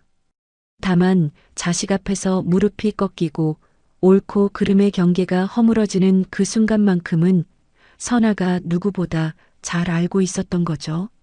선아의 입에서 소리가 흘러나왔어요. 혼잣말 같기도 하고 기도 같기도 한 떨리는 목소리였습니다. 세상에 몹쓸 사람이 어딨어. 다 자식 살리려다 나쁜 놈 되는 거지. 그 말이 회장실의 고요한 공기를 타고 번졌습니다. 보안 요원들이 고개를 숙였고 임원들의 눈시울이 붉어졌어요. 김 교수가 안경을 벗어 손에 쥔 채 입술을 깨물었고 오 국장은 천장을 올려다보며 숨을 들이마셨습니다. 건우는 노트북 앞에 앉은 채 어머니의 등을 바라보고 있었어요. 청소 카트 옆에서 어깨를 들썩이며 우는 어머니의 뒷모습이 소년의 눈에 오래도록 남았습니다. 그리고 최 대표의 손이 움직였어요. 멱살을 쥐고 있던 두 손이 천천히 풀렸습니다.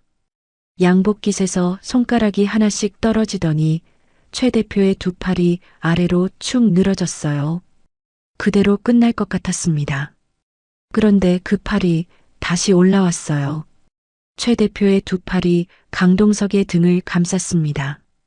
멱살을 쥐던 손이 사내의 등을 끌어안았어요. 억세게 뼈가 부러질 것처럼 세게 놓으면 다시는 잡을 수 없을 것처럼 꽉 안았습니다. 최 대표의 턱이 강동석의 어깨 위에 내려앉았어요. 그리고 최 대표도 울었습니다. 참으려 했지만 참아지지 않았어요. 수진이가 교문 앞에서 손을 흔들던 사진이 명절에 무릎 위에서 삼촌 하며 매달리던 웃음소리가 그리고 그 아이가 병원 침대에서 떨리는 손을 이불 밑에 숨기고 웃어 보이는 모습이 한꺼번에 밀려왔어요. 수진이가 네 딸만 돼? 나한테는 둘도 없는 조카야. 최 대표의 목소리가 갈기갈기 찢어졌습니다. 친척 집에 보냈다고 했을 때 왜 한 번 더 안 물었을까? 네 얼굴이 그렇게 어둡던데 왜 그냥 넘어갔을까? 나도 형이라면서. 최 대표의 울음이 터져 나왔어요. 동석이를 원망하려 했는데 제 입에서 나온 건 자기 자신을 향한 말이었습니다. 혼자서 얼마나 지옥 같았어. 이 바보 같은 놈아.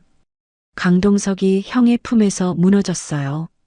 더 이상 서 있을 힘도 무릎을 세울 힘도 남지 않은 사내가 형의 팔에 매달린 채 어린아이처럼 울었습니다.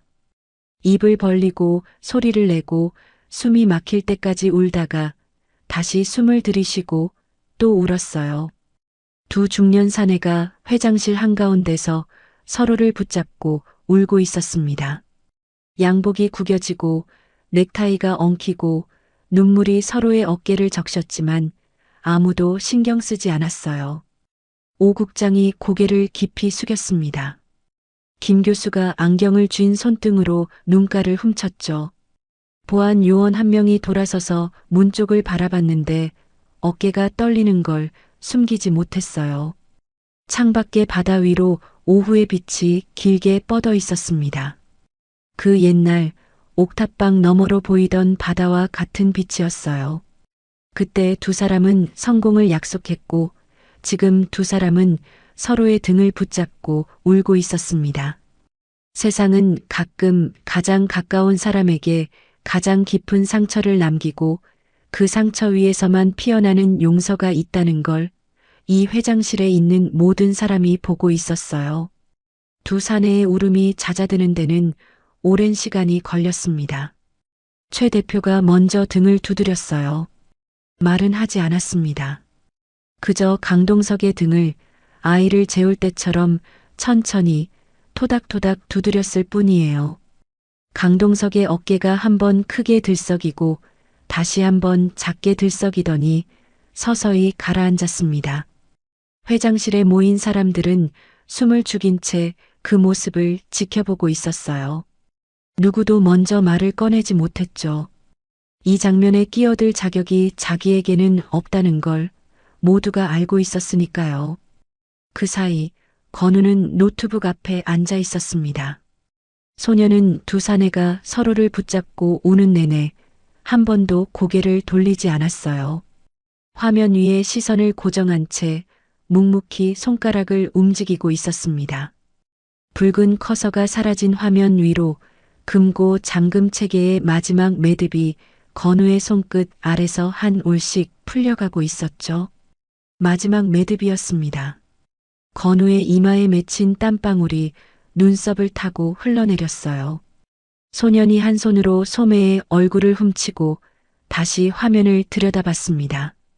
금고 잠금 체계에 꼬여있던 실타래가 이제 마지막 한 올만 남아 있었어요.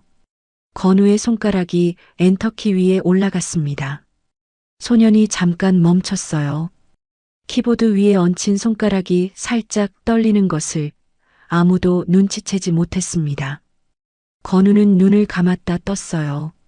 한번 깊이 숨을 들이마시고 내쉬었습니다. 그리고 눌렀습니다. 탁! 회장실이 1초쯤 고요했어요. 아무 소리도 나지 않는 1초. 그 1초가 1시간처럼 길었습니다. 띠리링. 맑은 전자음이 울렸어요.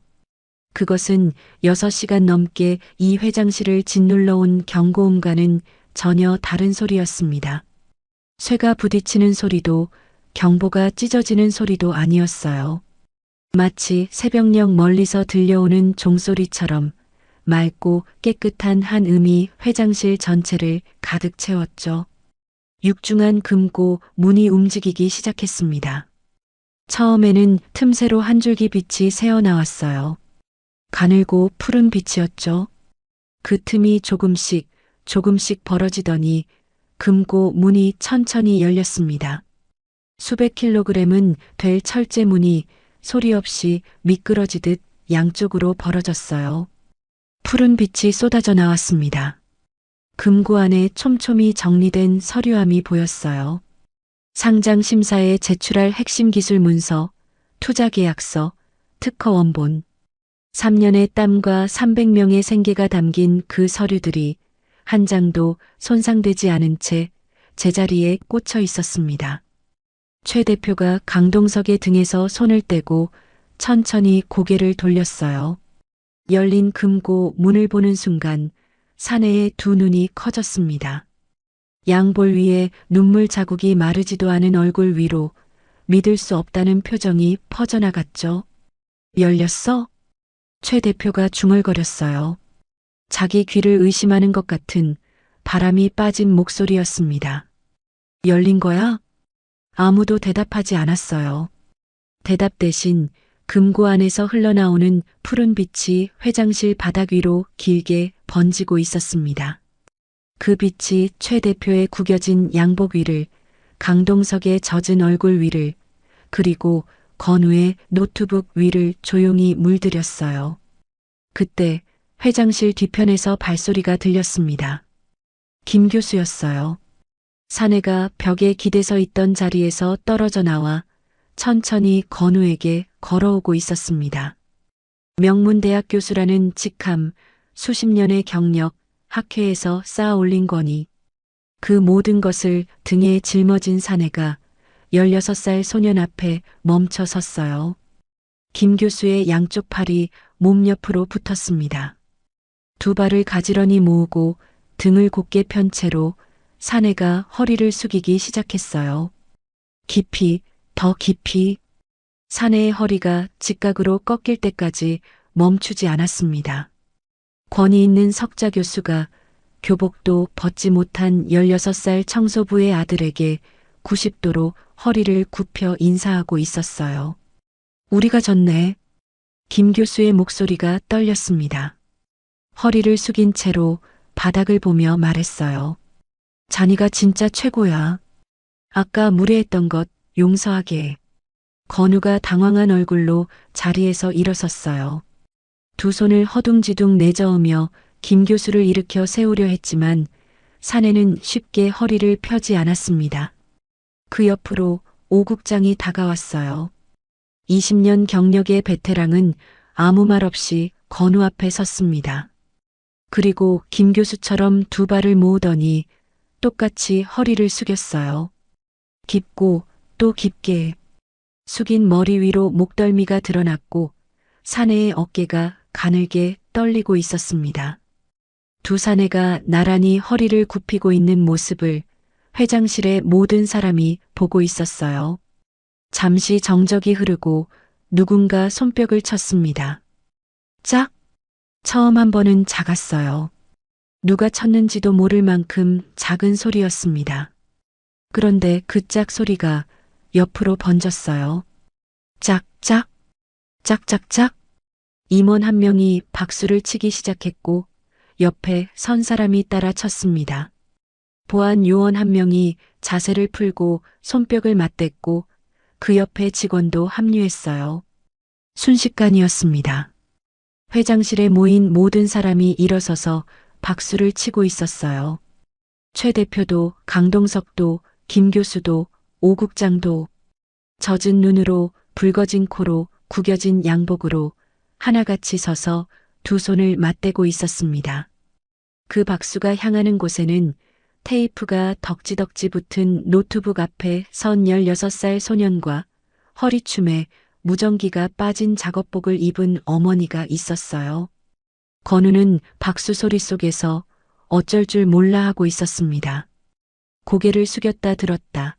손을 어디에 둬야 할지 몰라 주머니에 넣었다 빼기를 반복했죠. 아까 수백억짜리 금고 앞에서 눈 하나 깜짝하지 않던 소년이 박수 앞에서는 16살 아이의 얼굴로 돌아가 있었어요. 선아가 아들에게 다가왔습니다. 낡은 작업화의 고무 밑창이 대리석 위를 소리 없이 밟으며 선아가 아들 앞에 섰습니다. 박수 소리 사이로 어머니의 거친 손이 올라왔어요. 선아의 손이 건우의 얼굴에 닿았습니다. 이마에 맺힌 땀을 엄지손가락으로 훔치고 볼에 흘러내린 땀줄기를 손바닥으로 닦아줬어요. 갈라진 손가락 마디마디로 아들의 땀에 젖은 얼굴을 구석구석 어루만졌습니다. 건우가 어머니를 올려다봤습니다. 선아가 웃고 있었어요. 눈물이 고인 눈 위로 웃음이 번지는 세상에서 가장 환한 얼굴이었죠. 아무 말도 하지 않았어요. 한마디도요. 하지만 그 웃음 하나에 박수 소리보다 더 큰 무언가가 건우에게 전해지고 있었습니다. 창밖의 바다 위로 오후 햇살이 금빛으로 부서지고 있었어요. 열려있는 금고에서 흘러나오는 푸른 빛과 창밖에서 들어오는 황금빛이 회장실 한가운데서 만나 서로 섞이고 있었죠. 그 빛 아래 거친 손으로 아들의 얼굴을 닦아주는 어머니와 젖은 눈으로 어머니를 올려다보는 소년이 서 있었습니다. 박수가 잦아들고 회장실에 따뜻한 고요가 내려앉았습니다. 금고에서 흘러나오는 푸른 빛이 바닥 위로 길게 퍼져 있었고 창밖에서는 오후의 햇살이 바다 위에 금가루를 뿌리듯 반짝이고 있었어요. 몇 시간 전까지 전쟁터 같던 이 방이 지금은 긴 폭풍이 지나간 뒤의 해변처럼 고요했습니다. 최 대표가 열린 금고 앞에 서서 안쪽을 들여다봤어요. 촘촘하게 정리된 서류함, 한 장도 흐트러지지 않은 계약서, 묶음, 3년간 공들여 만들어 온 핵심 기술 문서, 전부 제자리에 있었습니다. 사내의 손끝이 서류함 모서리를 스쳤어요. 진짜 있구나 하는 것을 확인하듯이 금속 표면이 차가웠지만 그 차가움이 오히려 사내의 가슴을 뜨겁게 만들었죠. 최 대표가 천천히 고개를 돌렸습니다. 시선이 회장실 안을 한 바퀴 돌았어요. 구겨진 양복 차림으로 서 있는 임원들, 안경을 손에 쥔 채 벽에 기대선 김 교수, 의자에 주저앉은 오 국장, 그리고 보안 요원 옆에 고개를 숙이고 앉아 있는 강동석. 마지막으로 최 대표의 눈이 멈춘 곳이 있었어요. 노트북 앞에 서 있는 16살 소년이었습니다. 최 대표는 건우를 한참 바라봤어요. 소년의 소매가 접혀 올라가 있었고 이마에는 아직 마르지 않은 땀 자국이 남아 있었습니다. 수백억짜리 금고를 연 사람의 모습치고는 너무나 평범한 16살이었어요. 그런데 최 대표의 눈에는 그 평범함이 오히려 눈부시게 보였습니다. 오늘 이 회장실에는 업계 최고 권위의 교수가 있었고, 국내 최고 보안 전문가가 있었고, 수십 년 경력의 임원들이 있었어요. 그 누구도 하지 못한 일을 이 어린 소년이 해냈습니다. 고물상 부품과 낡은 노트북과 어머니의 무전기로 이 아이가 가진 것이라고는 그게 전부였는데 그 전부가 이 방 안의 모든 것을 이긴 거였어요. 최 대표가 건우에게 걸어왔습니다. 양복은 구겨질 대로 구겨져 있었고 눈은 벌겋게 부어 있었어요. 넥타이는 어느새 사라졌고 셔츠 소매는 팔꿈치까지 걷어 올려진 채였죠. 3년을 준비한 상장의 운명과 300명의 생계와 믿었던 의형제의 배신과 용서를 단 하루 만에 온몸으로 통과한 사람의 모습이었습니다. 그런 사내가 16살 소년 앞에 섰어요. 최 대표가 두 손을 내밀었습니다. 건우의 손을 잡으려는 거였어요. 건우가 어색하게 손을 내밀자 최 대표가 그 손을 양손으로 꽉 감쌌습니다. 소년의 손은 키보드를 두드리느라 땀에 젖어 있었고 최 대표의 손은 멱살을 쥐고 울다가 힘이 빠진 손이었죠. 두 사람의 손이 맞닿은 채 최 대표가 입을 열었어요. 건우야. 최 대표의 목소리가 갈라졌지만 이번에는 분노도 절규도 아니었습니다. 가슴 밑바닥에서 끌어올리는 무겁고 뜨거운 진심이었어요. 네가 오늘 구한 건 금고가 아니야. 내 인생이고 300명 식구들 밥그릇이고 그리고 저기 앉아있는 내 동생 목숨이야. 최 대표가 건우의 손을 더 세게 쥐었어요. 소년의 손등에 핏줄이 비칠 만큼. 보상금 10억을 주마. 거기에 내 주식까지 얹어줄게. 그리고 원하는 게 있으면 뭐든 말해라. 대학이든 유학이든 회사든. 네가 원하는 건 뭐든지 해줄 수 있어. 10억? 그 숫자가 회장실의 공기 위를 떠다녔습니다. 임원들의 눈이 커졌고 김 교수가 입을 벌렸다 다물었어요. 오 국장은 고개를 끄덕이며 당연하다는 표정을 지었죠. 하지만 가장 크게 놀란 사람은 따로 있었습니다. 선아였어요. 청소 카트 옆에 서 있던 선아가 움찔하며 한 발짝 물러섰어요. 두 손이 앞치마 위에서 바들바들 떨리고 있었습니다. 10억이라는 숫자를 평생 입에 담아본 적이 없는 사람이었으니까요. 새벽부터 밤까지 한 달 동안 꼬박 일해서 평생을 모아도 만져볼 수 없는 돈 10억. 한 달 내내 일한 돈으로 반지하 월세를 빼고 전기세 수도세를 빼고 건우 급식비를 빼면 남는 건 하루 세 끼를 둘이 나눠 먹기에도 빠듯한 돈이었습니다. 국밥집 앞을 지나다 풍기는 고깃내에 발걸음이 느려질 때가 있었지만 선아는 늘 고개를 돌리고 걸었어요. 그 5,000원이면 건우 내일 아침 반찬을 하나 더 올려줄 수 있었으니까요. 그런 사람에게 10억은 숫자가 아니었습니다. 상상할 수 없는 세계였어요. 머릿속에서 그 돈이 어떤 크기인지 어떤 모양인지조차 그려지지 않았죠. 선아의 입술이 파르르 떨렸습니다. 아들을 바라보는 눈이 커졌다가 최 대표를 바라보다가 다시 아들에게로 돌아왔어요. 뭐라고 말을 해야 하는 건지, 인사를 해야 하는 건지, 손을 어디에 놔야 하는 건지 아무것도 모르겠다는 얼굴이었습니다. 건우는 최 대표의 손을 잡은 채 잠시 아무 말도 하지 않았어요. 소년의 시선이 천천히 움직였습니다. 최 대표의 얼굴에서 시작해 열려있는 금고를 스치고 창밖의 바다를 지나서 마지막에 어머니에게 닿았어요. 선아가 거기 서 있었습니다. 허리가 살짝 굽은 채로 빳빳한 연회색 작업복을 입고 앞치마 끈이 옆으로 비뚤어진 채로 거친 손가락에는 밴드가 감겨 있었고 작업화의 고무 밑창은 닳아서 한쪽이 기울어져 있었어요. 건우는 그 모습을 바라보며 어머니의 하루를 떠올렸습니다. 새벽 4시 알람이 울리기도 전에 일어나는 어머니. 어둠 속에서 소리가 나지 않게 부엌으로 가서 건우 도시락부터 싸놓고 찬물로 세수를 하고 작업복으로 갈아입는 어머니. 현관문을 나서기 전에 건우 방문을 살짝 열어 아들이 이불을 잘 덮고 자는지 확인하고 그제야 문을 닫는 어머니. 첫 번째 일터인 오피스텔로 가서 계단을 닦고 복도를 쓸고 쓰레기통을 비웠어요. 무릎이 시려서 계단을 내려갈 때마다 난간을 잡아야 했지만 파스 붙일 시간이 아까워서 그냥 이를 악물고 내려갔죠. 두 번째 일터인 식당에 가서 설거지를 하고 기름때가 낀 바닥을 닦았어요. 고무장갑 안에서 손가락이 불었다 빠지기를 반복하면서 갈라진 손끝에 뜨거운 물이 스며들 때마다 선아는 입술을 깨물었습니다. 세 번째 일터인 이 빌딩에 와서 밤 11시까지 화장실과 로비를 닦고 마지막으로 청소 카트를 창고에 넣고 나면 버스 막차 시간이었어요. 집에 돌아오면 자정이 넘어 있었습니다.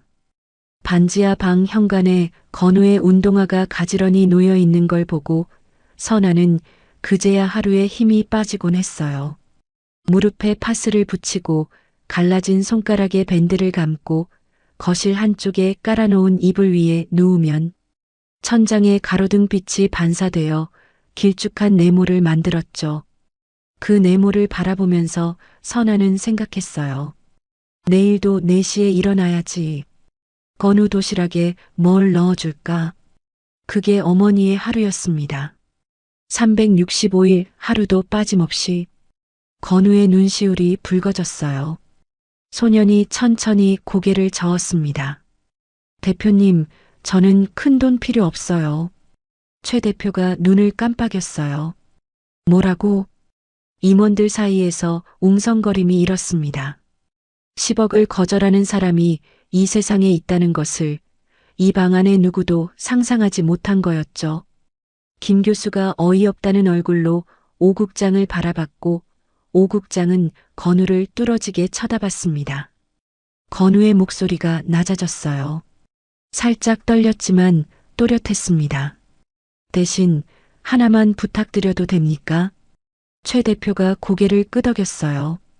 건우의 눈에 고인 것을 본 순간 사내는 입을 다물고 기다렸습니다. 건우가 어머니 쪽을 바라본 채 말했어요. 우리 엄마, 이제 청소 그만하게 해주세요. 회장실의 공기가 멈춘 것 같았습니다. 새벽에 일어나서 고무장갑 끼고 변기 닦고 밤에 돌아와서 무릎에 파스 붙이는 거, 그거 이제 안 하게 해주세요. 건우의 목소리가 한 톤 더 낮아졌어요. 따뜻한 밥 드시면서 다리 쭉 뻗고 일할 수 있는 자리 하나만 만들어주시면 저는 그거면 됩니다. 마지막 말은 거의 속삭임에 가까웠습니다. 수백억짜리 금고 앞에서 눈 하나 깜짝하지 않던 소년이 어머니 이야기를 꺼내는 순간 목이 메어 말을 잇지 못하고 있었죠. 선아의 다리에 힘이 풀렸어요. 청소 카트 손잡이를 붙잡은 채 선아의 무릎이 꺾이듯 내려앉았습니다. 바닥에 주저앉은 어머니의 입에서 소리가 새어나왔어요. 울음도 아니고 말도 아닌 숨이 쏟아져 나오는 것 같은 소리였죠. 두 손으로 얼굴을 감싸고 어깨를 들썩이며 선아가 울었습니다. 10억도 주식도 유학도 아니었어요. 이 아이가 원한 건 엄마가 허리를 펴고 사는 거였습니다. 고물상 부품으로 독학하면서도 학원 이야기 한 번 꺼내지 않았던 아이.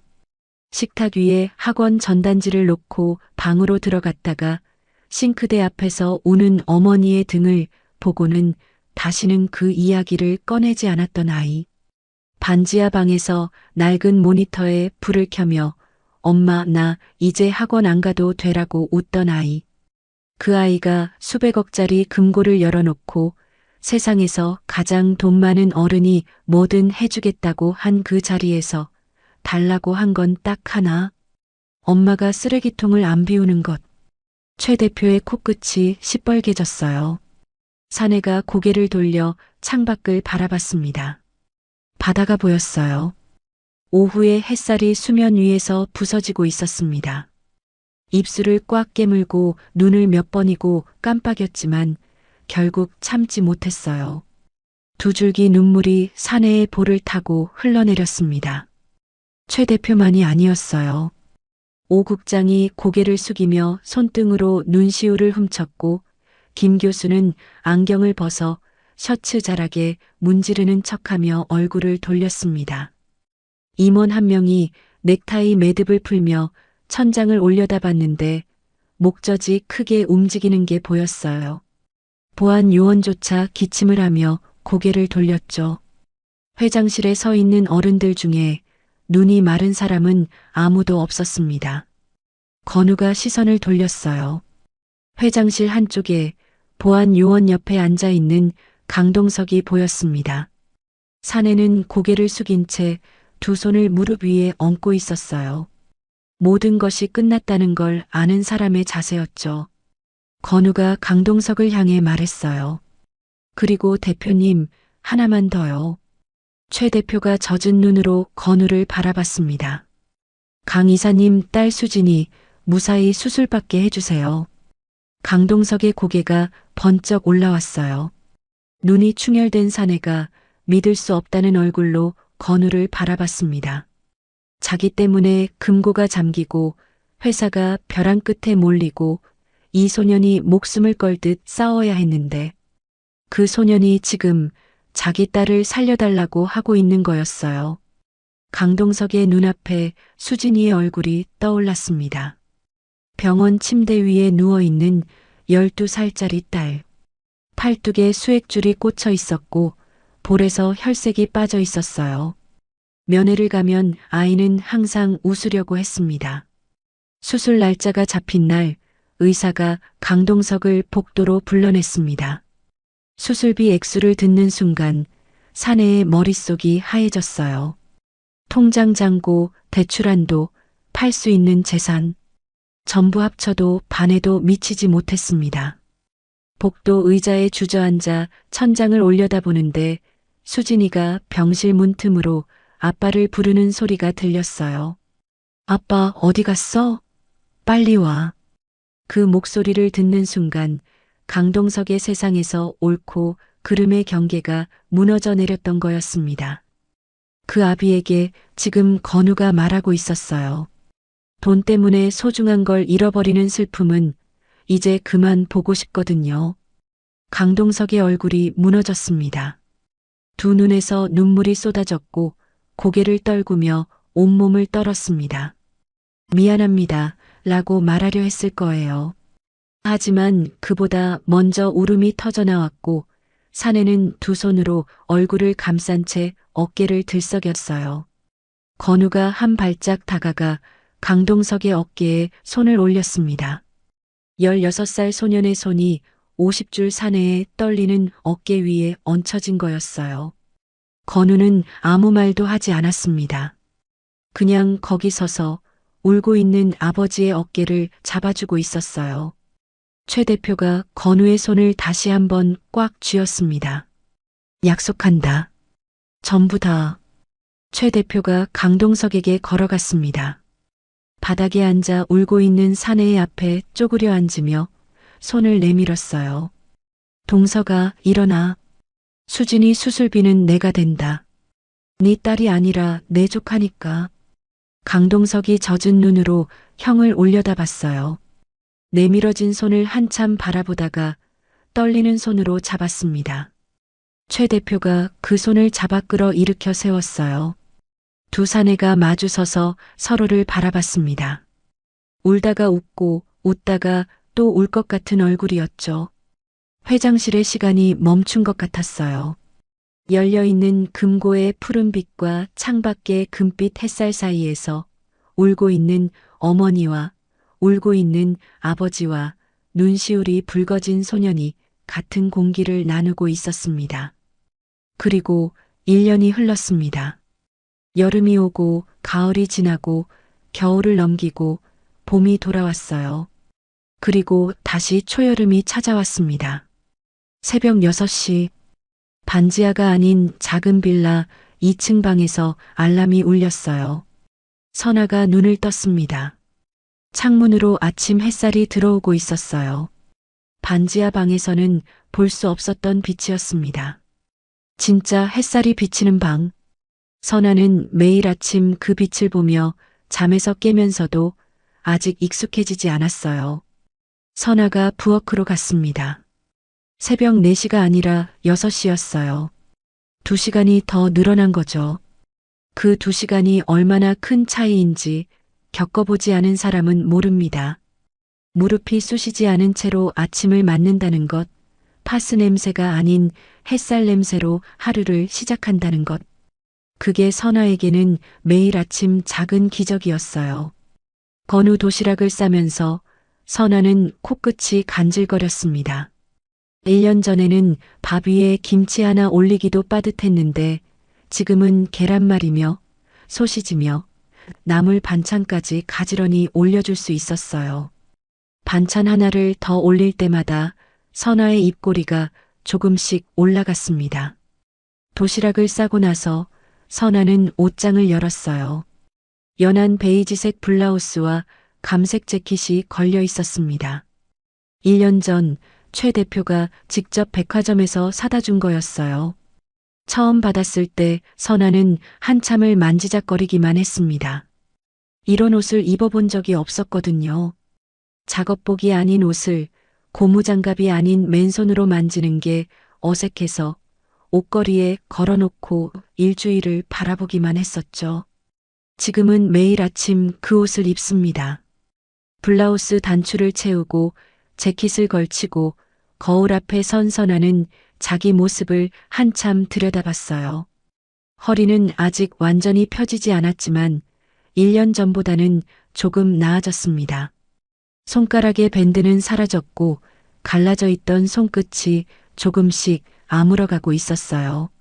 머리를 단정하게 올려 묶고 작은 귀걸이를 달았습니다.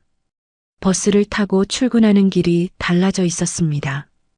창밖으로 햇살이 쏟아지고 학생들이 웃으며 뛰어가는 길을 지나 선아는 희망테크 본사에 도착했습니다. 로비 안내 데스크에 이름표가 놓여 있었어요. 안내 데스크 마이너스 이선아. 선아가 맡게 된 일은 앉아서 하는 일이었습니다. 방문객을 맞이하고 내선 전화를 연결하고 택배를 정리하고 가끔 손님에게 따뜻한 차를 내밀기도 했어요. 무릎에 파스를 붙이는 날은 사라졌고 고무장갑을 끼는 일도 없어졌습니다. 손끝이 갈라지지 않으니 종이를 넘기다 피가 배는 일도 없었죠. 처음 며칠은 어색했어요. 데스크 앞에 앉아있는 자기가 이상해서 자꾸 일어나 로비 구석을 닦으려고 했거든요. 오래된 습관이 몸에 배어 있었으니까요. 그때마다 옆 직원이 웃으며 말했어요. 선아 씨 앉으세요. 그건 선아 씨 일이 아니에요. 그 말을 들을 때마다 선아의 코끝이 시큰해졌습니다. 내 일이 아니라는 말이 이렇게 따뜻하게 들릴 수 있다는 걸 처음 알았거든요. 화창한 오후 시계가 4시를 가리키고 있었습니다. 선아가 데스크에 앉아 로비 입구를 바라봤어요. 매일 이 시간이면 보게 되는 풍경이 있었습니다. 유리문이 열렸어요. 교복을 입은 소년이 가방을 메고 들어왔습니다. 운동화는 새 것이었지만 가방에는 여전히 테이프가 한두 군데 붙어 있었죠. 새 가방을 사주겠다는 최 대표의 제안을 건우가 웃으며 거절했거든요. 1년 사이 키가 한 뼘은 더 자란 것 같았지만 눈매와 입꼬리에 남아있는 장난기는 그대로였습니다. 엄마. 건우가 손을 흔들며 뛰어왔어요. 로비를 가로질러 데스크 앞에 선 소년이 숨을 헐떡이며 웃었습니다. 선아가 자리에서 일어났어요. 앞치마 대신 재킷 자락을 매만지며 세상에서 가장 익숙한 사람을 맞이하는 얼굴로 아들을 바라봤습니다. 밥 먹었어? 선아의 첫마디는 언제나 그거였어요. 1년 전에도 10년 전에도 아마 10년 뒤에도. 건우가 고개를 절레절레 흔들었고 선아가 데스크 아래에서 도시락 하나를 꺼냈습니다. 오늘 아침에 직접 싸운 거였어요. 밥 위에 계란말이와 소시지, 김치볶음이 가지런히 올라가 있었죠. 여기서 먹으면 안 돼. 휴게실 가서 먹어. 선아가 잔소리를 하는데 건우는 듣는 둥 마는 둥 도시락 뚜껑부터 열었어요. 그 모습에 선아가 한숨을 쉬며 그래도 입꼬리가 올라가는 걸 감추지 못했습니다. 바로 그때 엘리베이터 문이 열렸어요. 최 대표가 내려왔습니다. 1년 전보다 머리카락이 조금 더 새었지만 눈빛은 깊어져 있었어요. 코스닥 상장을 무사히 마치고 희망테크는 그 이름처럼 한 계단 더 올라서 있었습니다.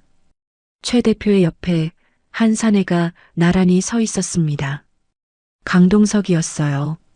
직함은 기술이사에서 기술고문으로 바뀌어 있었지만 최 대표의 곁에 서 있는 자리만은 그대로였습니다.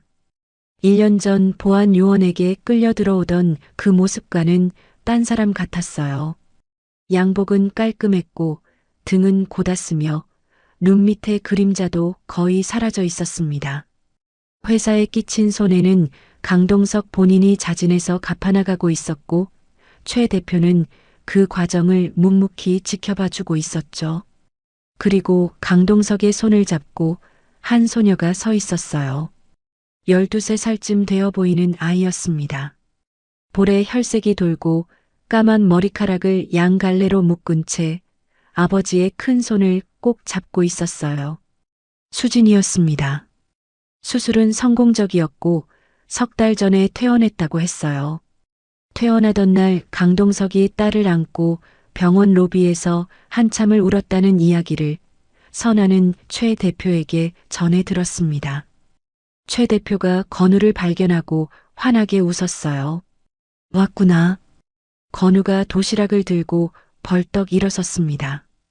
계란말이가 하나 바닥에 떨어졌지만 선아가 재빨리 주워 담았죠. 강동석이 건우 앞에 섰어요. 입을 열려다 한번 다물었습니다. 1년이 지났는데도 이 소년 앞에 서면 아직 목이 메었어요. 뒤에 서 있던 수진이가 아버지의 손을 놓고 건우에게 한 발짝 다가왔습니다. 소녀가 허리를 꾸벅 숙였어요. 오빠 고마워요. 건우가 쑥스러운 듯 뒷머리를 극적였어요. 아니야. 나는 별로 한 거 없는데. 수진이가 고개를 들며 웃었습니다. 양볼에 보조개가 패이는 웃음이었어요. 1년 전 병원 침대에서 이불 밑으로 손을 떨던 아이가 지금은 아버지 손을 잡고 서서 환하게 웃고 있었습니다. 최 대표가 건우의 어깨에 손을 올렸어요. 건우야, 공부 열심히 하고 있지? 건우가 고개를 끄덕였습니다. 최 대표가 마련해준 장학금으로 학교를 다니고 있었고 주말이면 희망테크 연구실에서 선배 개발자들과 함께 공부하고 있었어요. 더 이상 고물상 부품을 주워올 필요는 없었지만 건우의 방 한쪽에는 여전히 테이프가 붙은 그 낡은 조립 노트북이 놓여 있었습니다. 버리지 않았어요. 아마 앞으로도 버리지 않을 거예요. 그 노트북은 건우에게 컴퓨터가 아니었으니까요. 반지하 방에서 혼자 불을 켜고 세상에 길을 내기 시작한 첫 번째 발자국이었으니까요. 최 대표가 수진이의 머리를 쓰다듬고 강동석의 어깨를 한번 두드린 뒤 선아에게 다가와 가볍게 목례를 했어요. 선아 씨, 오늘도 고생 많으십니다. 선아가 두 손을 모아 인사했습니다. 아이고, 대표님이 고생이시죠. 그 짧은 인사 속에 1년 전의 모든 것이 담겨 있었어요. 로비에 오후 햇살이 가득 차 있었습니다. 건우가 수진이에게 도시락 반찬을 하나 집어주고 있었고 수진이가 까르르 웃으며 받아 먹었어요. 강동석이 그 모습을 바라보며 눈시울을 훔쳤고 최 대표는 두 손을 양복 주머니에 찔러 넣은 채 창밖의 바다를 바라봤습니다. 선아는 데스크에 앉은 채로 그 풍경을 바라보고 있었어요. 굽은 등으로 청소 카트를 끌고 새벽 복도를 걷던 날들이 아득하게 멀어져 가고 있었습니다. 손가락이 갈라져 피가 배던 겨울이 수돗물을 틀어놓고 싱크대 앞에서 울던 밤이 한 장 한 장 넘어가고 있었죠. 선아의 눈이 아들에게 닿았습니다. 아무도 보지 않는 곳에서 어머니의 입가에 미소가 번졌어요. 데스크 위에 오후 햇살이 내려앉았어요. 선아의 거친 손 위를 따뜻한 빛이 조용히 감싸고 있었습니다. 1년 전 그날처럼 파도는 느긋하게 밀려왔다 물러가고 있었고 갈매기 한 마리가 수평선 위를 한가롭게 돌고 있었죠. 세상에서 가장 평화로운 오후였습니다. 오늘도 봄날 인생을 찾아주신 선생님들, 정말 감사합니다. 오늘의 사연이 마음에 닿으셨다면 구독과 좋아요 부탁드려요. 그리고 오늘의 사연 주인공인 건우에게 응원의 한마디 댓글로 남겨주세요. 여기는 봄날 인생입니다.